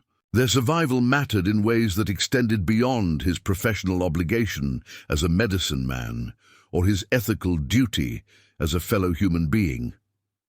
The realization disturbed him, not least because of the practical impossibility of any deeper connection. Even if he were ready to open his heart again, which he was not certain of, the barriers between their worlds were substantial. The tribe would never fully accept a white woman as part of their community, nor would white society tolerate a relationship between them without severe consequences for both. Joseph added another branch to the fire, pushing these troubling thoughts aside. Their immediate survival remained the priority. They still had a challenging day's journey ahead, and he needed to conserve his mental and physical energy for that task. There would be time enough for such considerations once Sarah and Hope were safely established in the winter camp. As the first hint of dawn lightened the eastern sky, Joseph allowed himself a brief period of meditation, a practice taught by his grandfather long ago. Closing his eyes, he centered his thoughts on the present moment, on the sound of the fire, the distant murmur of the river, the pattern of his own breath. He acknowledged his conflicting emotions without judgment, then gently set them aside, focusing instead on the path ahead. When he opened his eyes again, he found Sarah watching him quietly, hope still sleeping peacefully against her. "You didn't rest," she observed, her voice soft with concern. "I will find rest when we reach our destination," he replied, already beginning the preparations for breaking camp. "How are you feeling this morning?" Sarah moved carefully, testing her limbs. "Sore, stiff, but I can continue." Joseph nodded, unsurprised by her response. "We have perhaps 8 miles to travel today. The terrain is easier, but the cold will be our enemy. We must reach the camp before nightfall." "Then we shall," Sarah said simply, as if her determination alone could make it so. As they shared a quick meal of the remaining broth and venison, the rising sun painted the snow-covered landscape in hues of pink and gold. It would be another clear day, a blessing for their journey, though Joseph remained wary of the heavy clouds he had observed building on the distant horizon. Weather in the mountains could change with devastating swiftness. They departed their night camp as soon as there was sufficient light to travel safely, leaving behind only the ashes of their fire as evidence of their passing. Hope, well-fed and re-wrapped in her carrier, dozed contentedly against Sarah's chest as they resumed their methodical progress through the snow-filled valley. Neither spoke much as they traveled, conserving energy for the physical demands of the journey. Yet there was a companionable quality to their silence now, a shared purpose and growing trust that required no verbal affirmation. When Joseph offered his hand to help Sarah across a particularly difficult stretch of terrain, she took it without hesitation, and when she paused to adjust Hope's wrappings, he waited patiently, no longer anxious about her ability to continue. They had become, in the span of just a few days, something more than rescuer and rescued. Not quite friends, not quite family, but bound by experiences that few others could comprehend. A connection forged in the crucible of survival. As the sun climbed higher in the winter sky, they followed the river's winding course deeper into the valley, each step bringing them closer to the Ute winter camp and the uncertain reception that awaited them there. Midday brought them to a ridge overlooking a sheltered basin where thin columns of smoke rose from conical dwellings arranged in a rough circle. The Ute winter camp lay before them, partially protected from the elements by natural rock formations on 3 sides. Joseph paused, allowing Sarah to catch her breath while surveying the scene below. From this distance he could see figures moving. Between lodges, children playing in a cleared central area, women scraping hides or tending smoking racks. The familiar sight stirred complex emotions. This was home, yet he felt a strange hesitation at bringing Sarah into this world. "Is that the camp?" Sarah asked, adjusting Hope against her. The infant had been fussing more frequently, perhaps sensing her mother's tension. Joseph nodded. "Yes. We should be there within 2 hours." He studied her face carefully. "Before we descend, there are things you should understand." Sarah met his gaze steadily, waiting. "When we arrive, stay close to me. Do not speak unless spoken to, and then only with respect. There will be surprise at your presence. A white woman has never entered this particular winter camp before." "Will there be danger?" Sarah asked directly, her arms tightening protectively around Hope. "Not physical harm," Joseph assured her, "but there may be fear, anger, mistrust. Some have lost family to white settlers' violence. Others have been deceived by government promises too many times to count." "I understand," Sarah said quietly. "What should I do?" "Follow my lead. Keep your eyes down initially as a sign of respect, not submission. When addressed, speak honestly but simply." And he hesitated before adding, "If asked about your husband, say only that he is gone. Do not elaborate unless I indicate it is appropriate." Sarah absorbed these instructions with calm attentiveness. "And hope? Children are sacred to the Ute.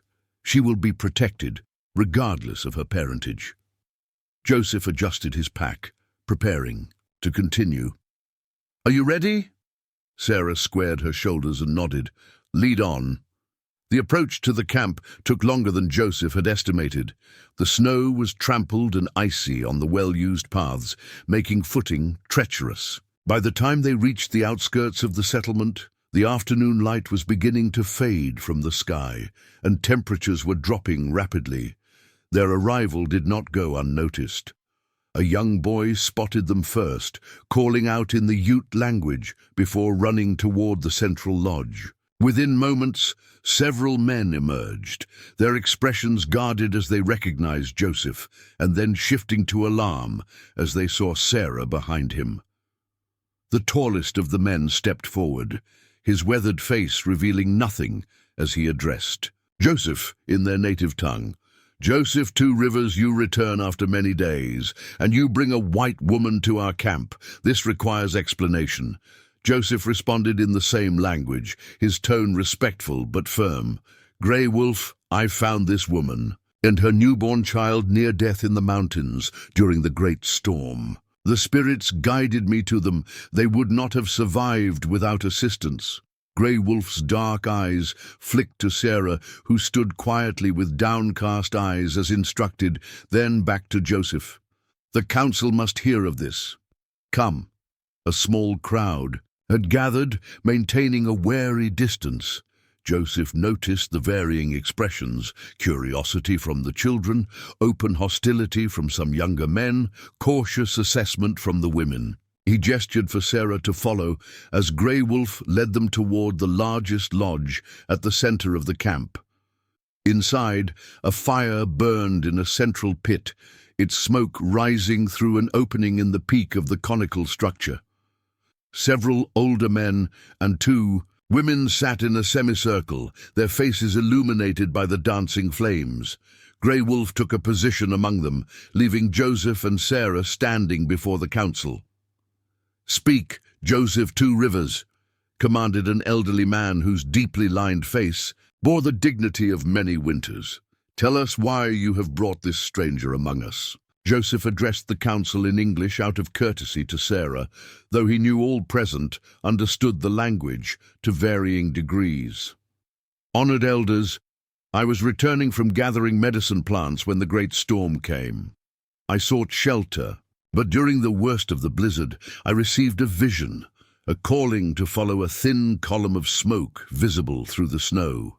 He described finding Sarah and Hope near death, the desperate circumstances of their abandonment, and the decision to bring them to the camp when it became clear the cabin could not sustain them through winter.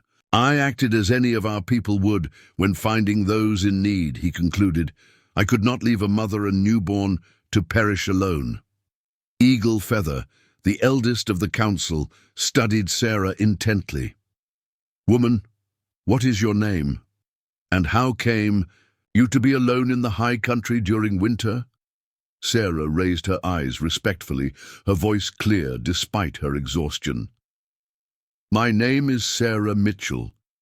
My husband brought me to the cabin last spring, promising a new life. When I was heavy with a child, he left for supplies and never returned. I gave birth alone during the storm before Joseph found us." A murmur ran through the council at this. One of the women, her silver hair braided tightly against her head, leaned forward. "And the child? It lives?" Sarah carefully shifted the bundle, in her arms revealing Hope's small face. "Yes, my daughter Hope survived, though she was born in the worst of the blizzard." The woman's expression softened almost imperceptibly. "She has strength, this one." She glanced at Eagle Feather, a silent communication passing between them. Eagle Feather stroked his chin thoughtfully. "Joseph 2 Rivers has acted with compassion, as befits a medicine man of our tribe. However, The presence of white settlers has brought nothing but sorrow to our people. Treaties broken, hunting grounds taken, children sent to schools that strip away our ways. Another elder spoke, his voice gravelly with age. The woman is not responsible for all these things, and the child is innocent. Perhaps, countered a younger council member, but where one white person comes, others follow. Her husband may return with more settlers. Soldiers could come looking for her.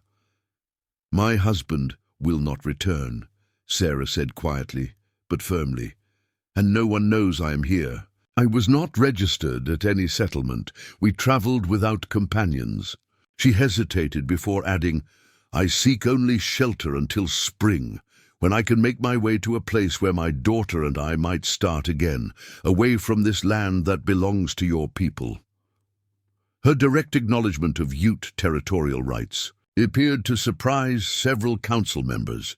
Eagle Feather exchanged glances with the others before speaking again. The council must discuss this matter privately. Joseph, take the woman to Moon Dancer's lodge. She will provide food and rest while we deliberate. Joseph inclined his head in acceptance, then guided Sarah back outside where the older woman from the council joined them. Moon Dancer, her face deeply lined from years in the mountain sun, gestured for Sarah to follow her without speaking.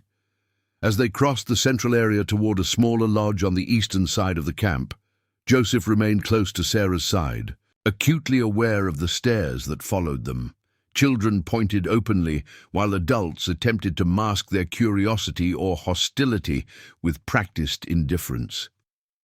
Moon Dancer's lodge was warm and well-ordered, with furs covering the ground and various pouches and bundles hanging from the support poles. She gestured for Sarah to sit near the small fire, then immediately reached for the baby, her weathered hands gentle but insistent. Sarah hesitated, looking to Joseph for guidance. It is an honor, he said softly. Moon Dancer is our most respected midwife. She wishes to examine Hope. With visible reluctance, Sarah allowed the elder to take her child. Moon Dancer unwrapped the infant with practiced efficiency, murmuring softly in the Ute language as she checked each tiny limb, the umbilical site, the alert eyes that stared up at her unflinchingly. Strong, she pronounced in heavily accented English, born with courage.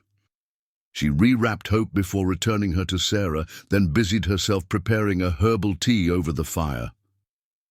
What happens now? Sarah whispered to Joseph, the strain of the journey and uncertainty finally showing in her trembling hands as she cradled Hope.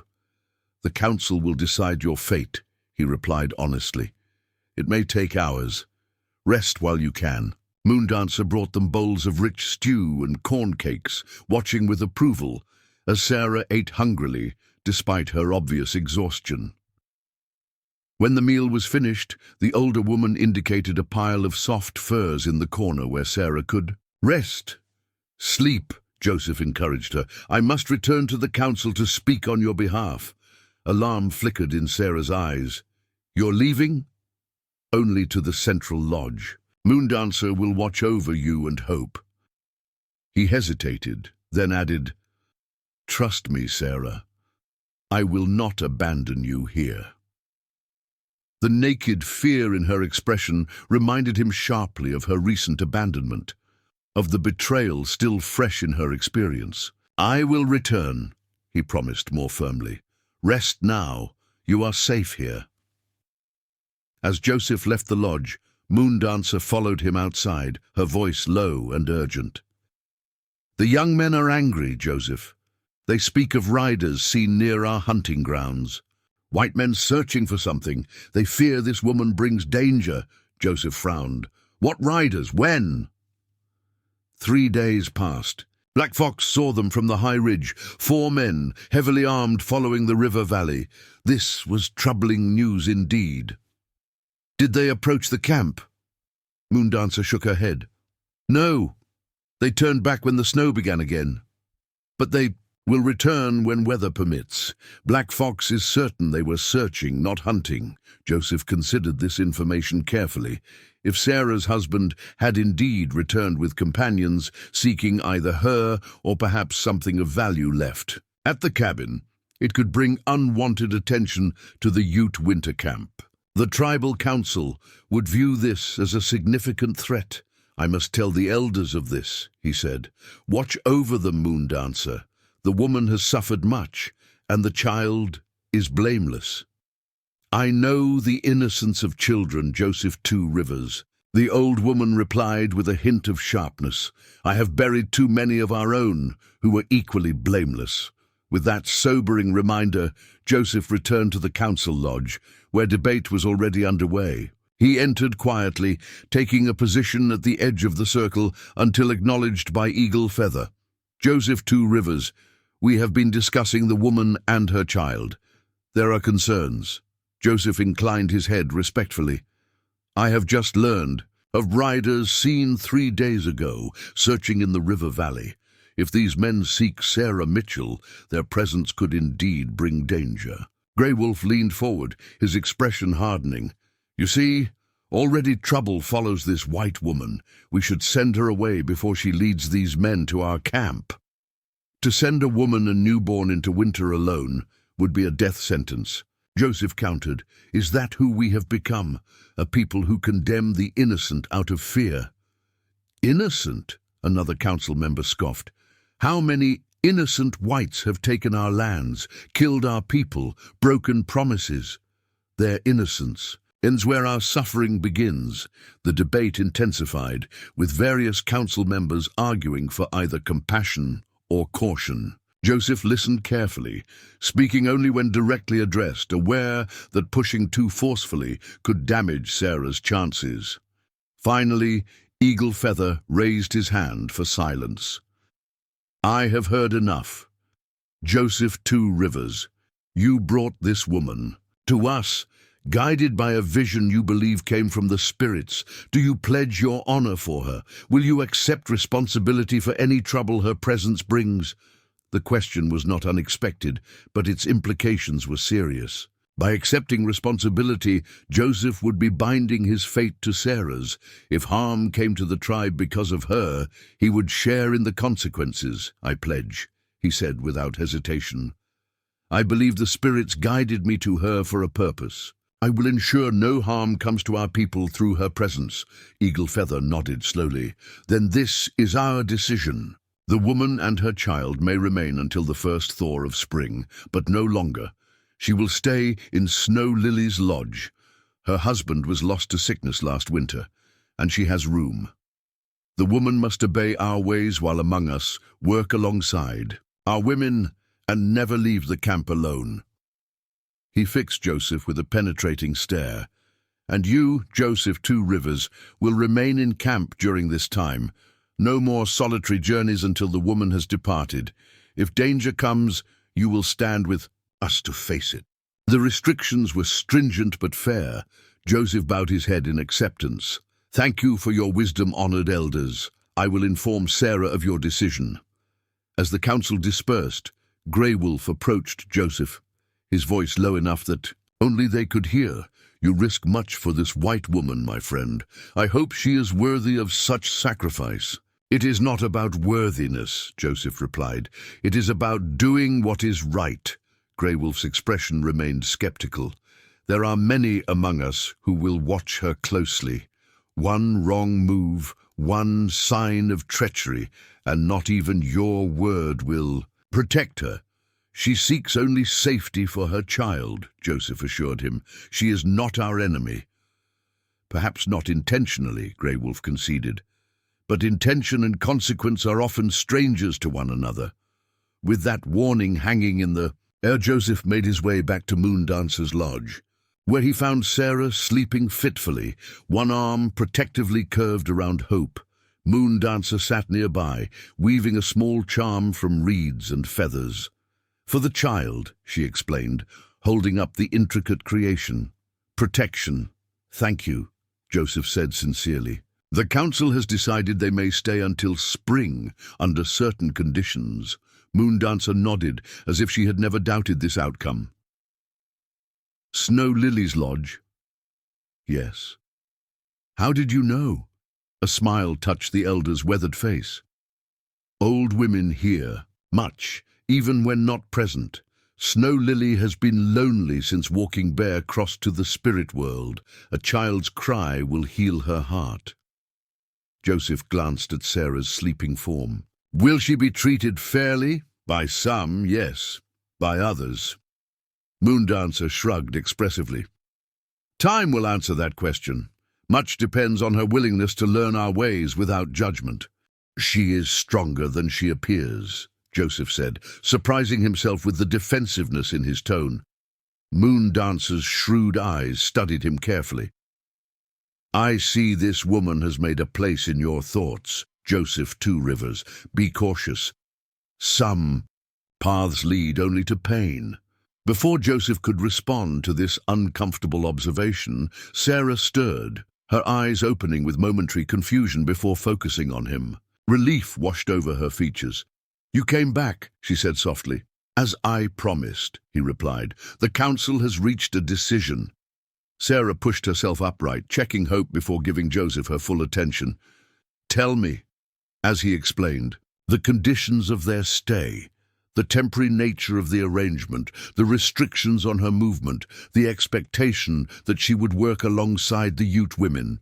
Sarah listened without interruption, her expression revealing neither resentment nor gratitude, only careful consideration. I understand, she said when he had finished. These terms are fair, more than fair, given the circumstances. Please convey my thanks to the elders for their generosity. Joseph nodded, relieved by her acceptance. There is one more thing you should know. Riders have been seen in the valley, white men searching.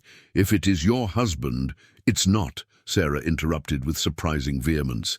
Daniel wouldn't return, especially not with others.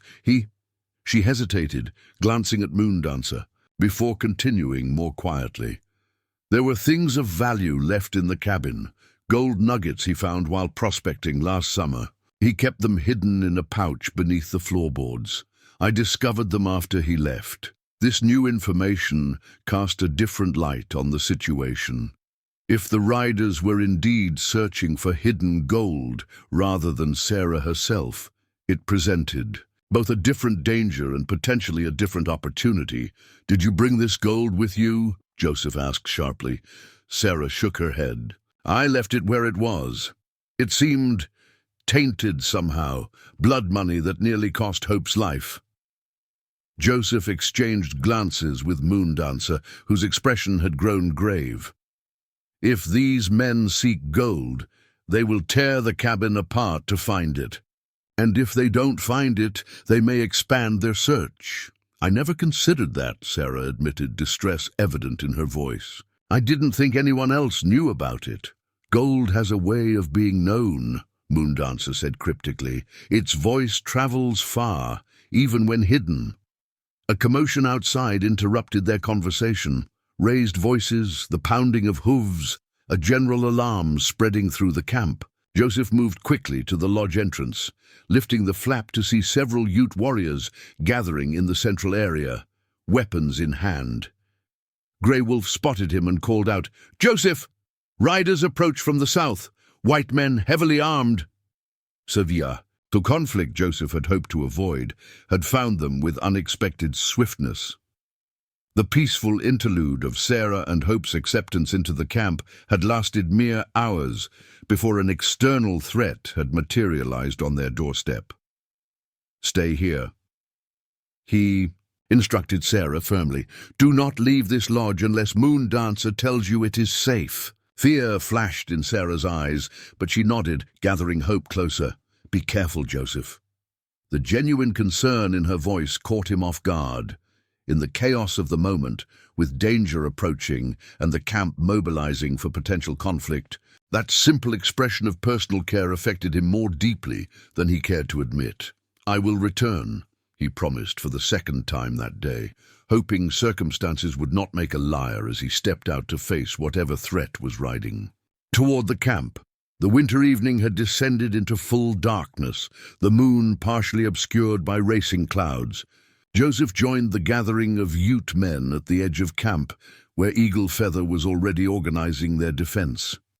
Young warriors checked bowstrings and knives, while older men strategically positioned themselves behind natural cover. "How many?"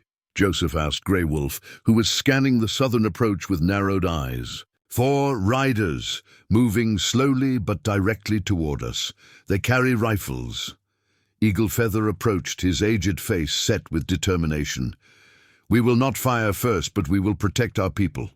Joseph, you know the white man's ways. You will speak with them." It wasn't a request, but a command. Joseph nodded, understanding the wisdom of this approach. As someone familiar with both cultures, he might be able to defuse the situation before blood was shed. "They appear to be following tracks," Black Fox reported, returning from his scouting position. "Our tracks, and the woman's." Joseph inwardly cursed the clear weather that had made their journey to the camp possible, but had also left a readable trail in the snow. The riders had likely discovered the abandoned cabin, found signs of recent departure, and followed the obvious path down to the valley. "Joseph," Grey Wolf said in a low voice, "if these men have come for the woman or the gold." She spoke of, "What will you do?" "Protect the camp," Joseph replied without hesitation, "as I pledged to the council." Grey Wolf studied him a moment longer, then nodded, apparently satisfied with what he saw in Joseph's eyes. The riders were visible now, 4 dark shapes against the snow-covered landscape, approaching at a deliberate pace. They halted about 200 yards from the camp perimeter, seemingly assessing the situation. "They see us," Black Fox murmured. After a brief consultation among themselves, one rider separated from the group and continued forward alone. His hands clearly visible on the reins of his horse, away from his weapons, a universal sign of peaceful intent. "I will meet him," Joseph said, moving forward before anyone could object. He walked steadily into the open ground between the camp and the riders, stopping at a point midway. His posture was relaxed but alert, his hands empty and visible at his sides. The approaching rider slowed his horse to a walk, then halted about 20 feet away. The man was middle-aged, with a weathered face half hidden by a thick beard streaked with grey. His clothing was that of an experienced frontiersman, practical, well-worn, layered against the cold. A rifle was secured in a saddle holster, but he made no move toward it. "Evening," the rider called, his breath clouding in the cold air.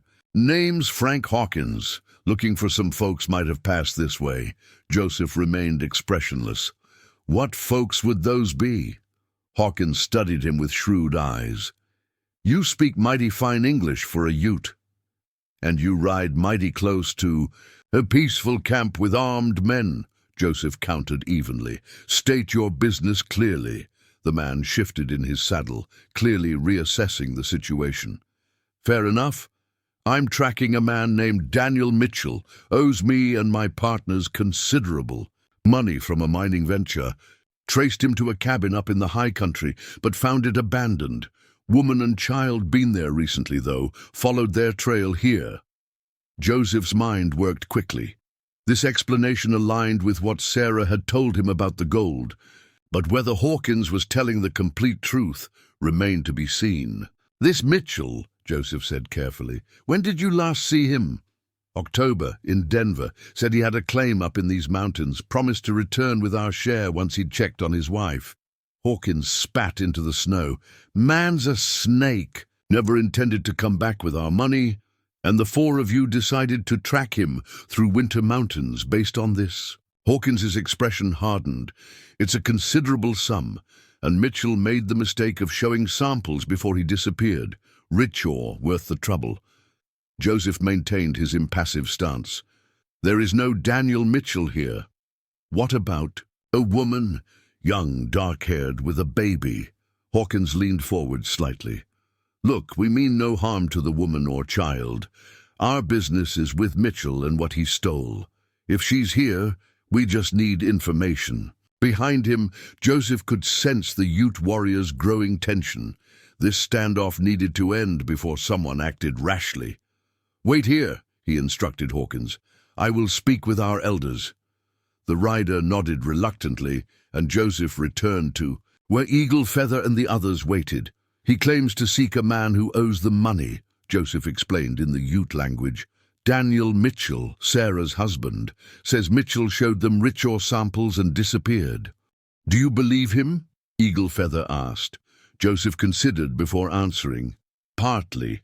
I believe Mitchell may indeed have stolen from them, but their interest in Sarah may not be merely for information. The woman must know where this gold is." "Hidden," Grey Wolf interjected. "That is what they truly seek." "Possibly," Joseph acknowledged, "or they believe she might lead them to Mitchell." Eagle Feather's expression remained grave. "What do you suggest, Joseph Two Rivers? These men are armed and determined. We could drive them away, but they might return with more." Joseph knew the elder spoke the truth. Conflict now might prevent immediate danger, but could bring greater threat later. Perhaps soldiers from the nearest fort, using any violence as pretext for action against the tribe. "Let me bring Sarah to speak with them," he suggested. "In the open, where our warriors can protect her. If she confirms their story about Mitchell and the gold, perhaps we can resolve this without bloodshed." The elders conferred briefly before Eagle Feather nodded. "Bring the woman, but the child stays in the lodge with the Moondancer." Joseph returned to Moondancer's dwelling, where he found Sarah pacing anxiously, hope cradled in her arms.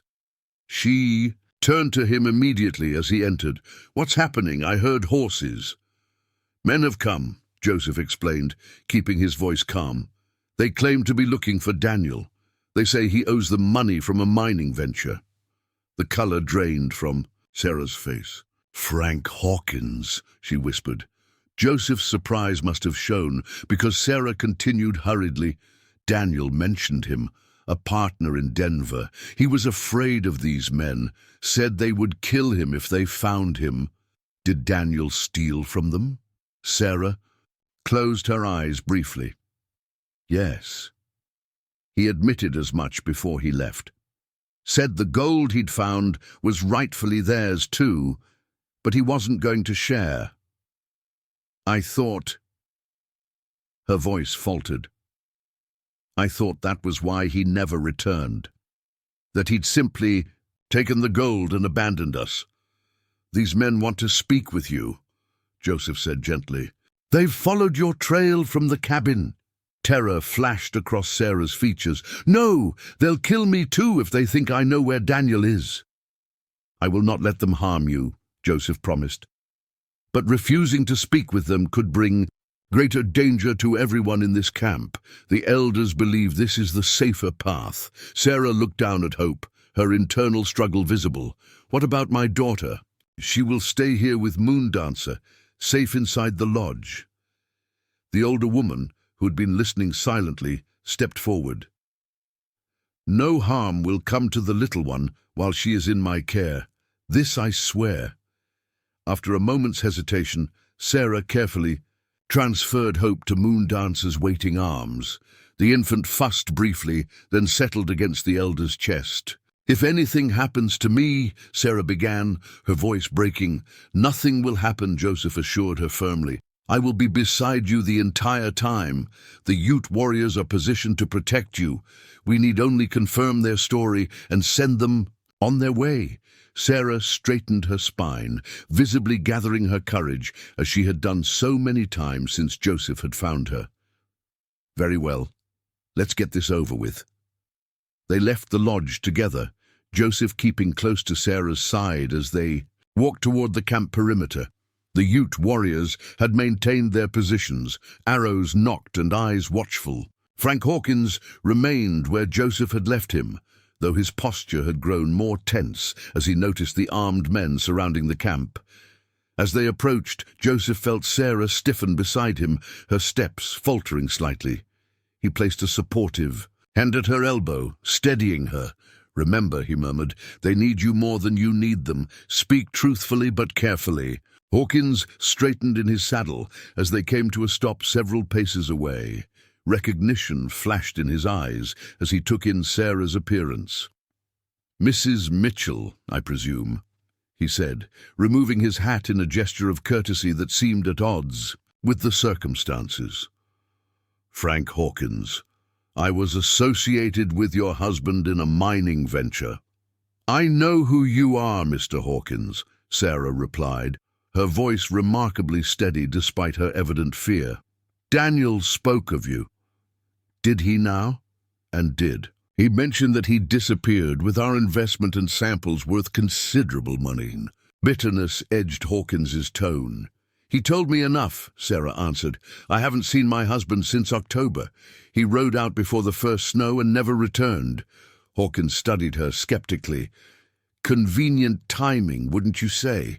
Right after he showed us those samples in Denver." "There was nothing convenient about it for me," Sarah said, a flash of anger breaking through her fear.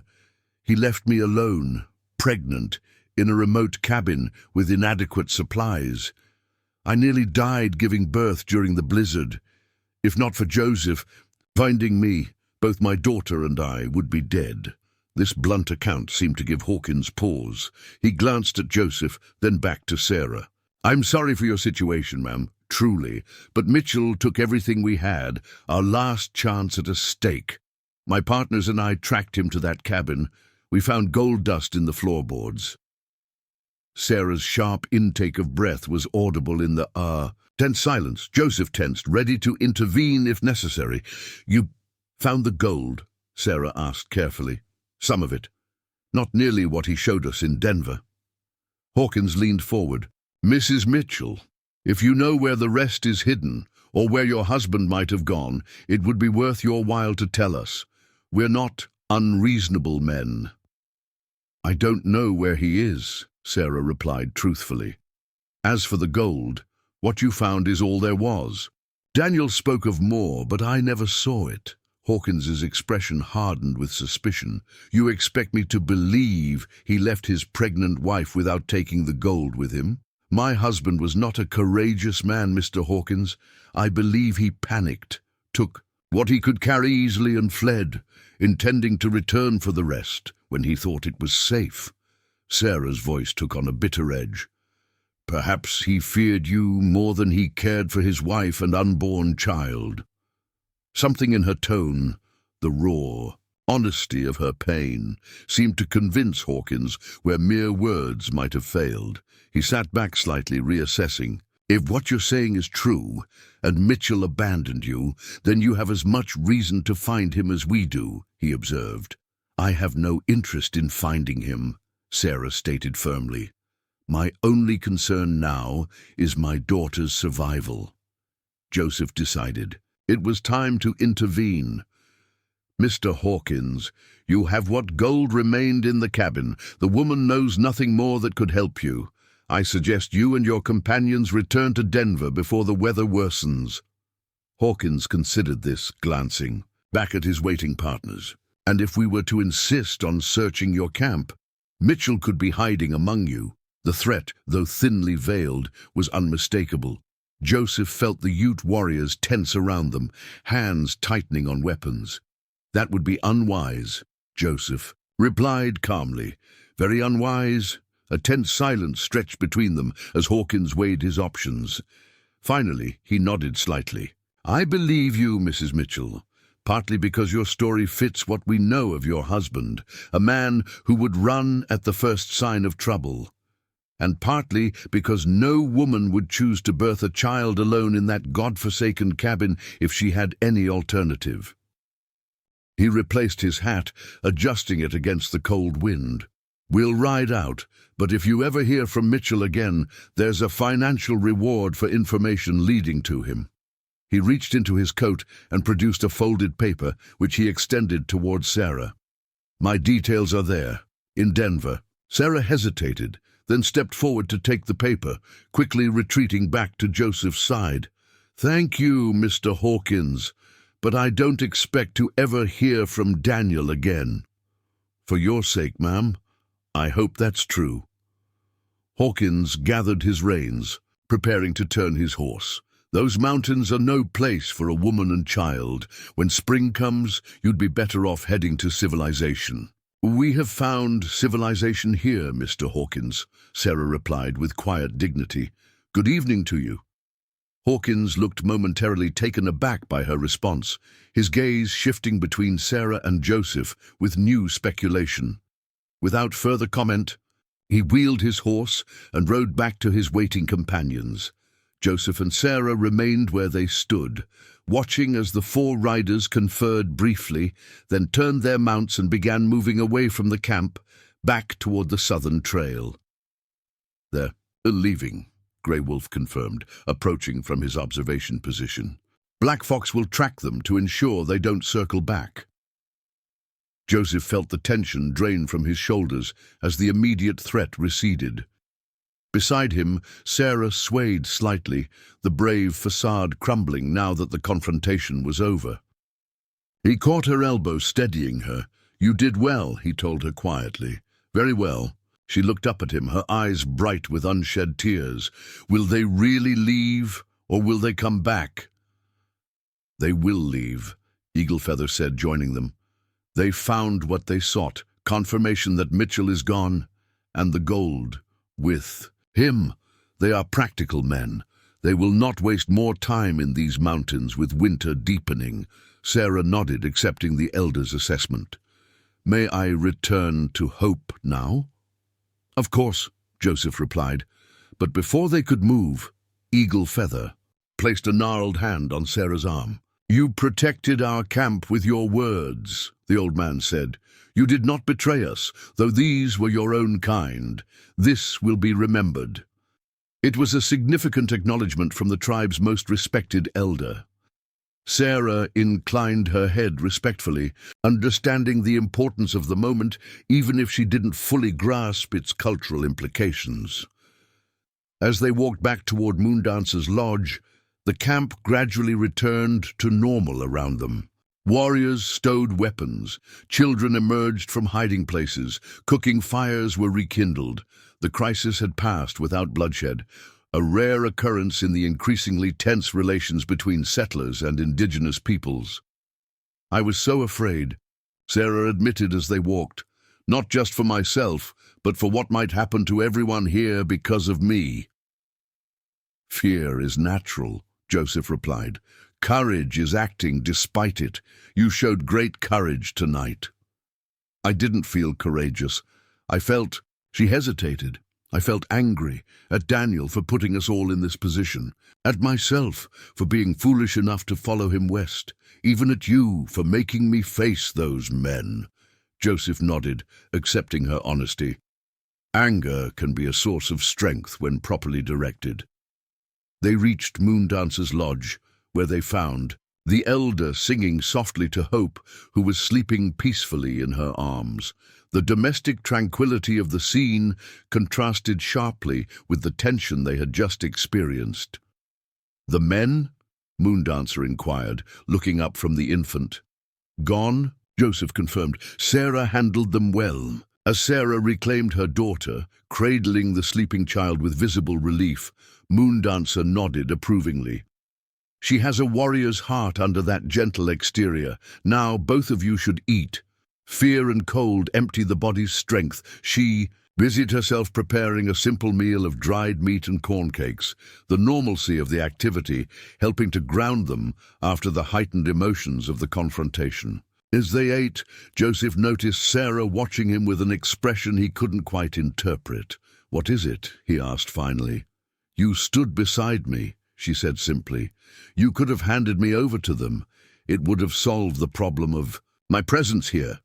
Joseph frowned. That was never a consideration. But it would have been easier for you. For everyone in the camp. Easier is not always right, he replied. And right is not always easy. This is one of the first lessons of medicine. Man learns. Sarah fell silent, contemplating his words as she adjusted Hope against her shoulder. The infant stirred but didn't wake, her tiny face peaceful in sleep. Later that evening, after Moondancer had shown them to Snow Lily's lodge where they would be staying, Joseph helped Sarah settle into her new temporary home. Snow Lily, a quiet woman in her 30s whose grief over her husband's death still shadowed her eyes, had prepared a sleeping area with clean furs and blankets. "Thank you for all you've done," Sarah said as Joseph prepared to leave. "I'm beginning to realize just how much you've risked for us." Joseph shook his head slightly. "No more than you risked giving birth alone in a blizzard." A small smile touched her lips. "That wasn't courage. That was having no choice. Sometimes those are the same thing." He moved toward the lodge entrance, then paused. "The council has asked me to help you learn our ways while you're here. I'll come tomorrow to begin showing you how to contribute to the camp's daily needs." "I'd like that," Sarah replied. "I want to repay the tribe's generosity however I can." As Joseph stepped outside into the clear, cold night, he found Grey Wolf waiting for him, his expression unreadable in the moonlight. "The woman impressed the elders tonight," Grey Wolf said without preamble. "She spoke the truth when lies might have served her better. She understands honor," Joseph replied simply. Grey Wolf studied him for a long moment. "You care for her, more than as a healer for a patient." It wasn't a question, and Joseph didn't treat it as one. "My feelings are my concern, old friend. They become the tribe's concern when they involve an outsider," Grey Wolf countered, though without hostility. "Be careful, Joseph. Spring will come. She will leave as she must. That is the council's decision." "I'm aware of the council's wisdom," Joseph said carefully. Grey Wolf clasped his shoulder briefly.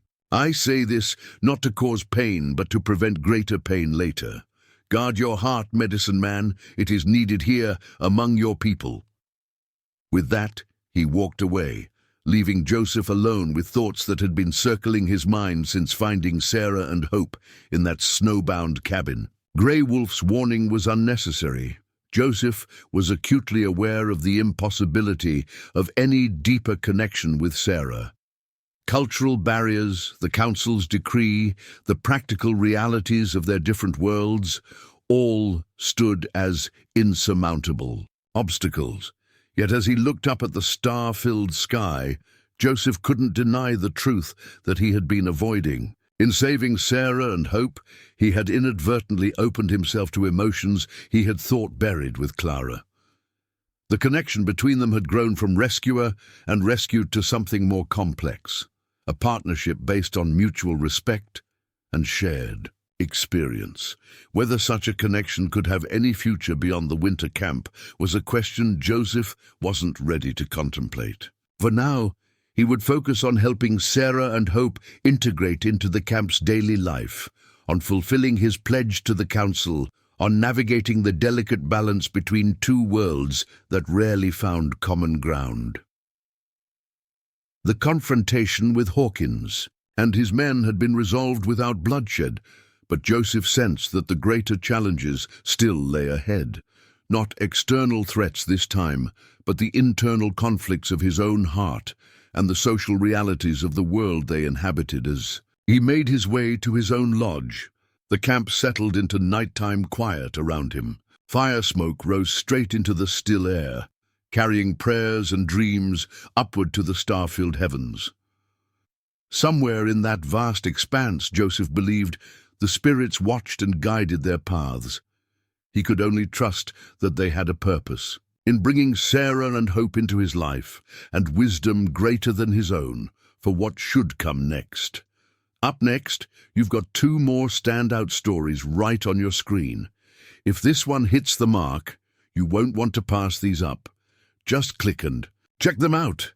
And don't forget to subscribe and turn on the notification bell so you don't miss any upload from us.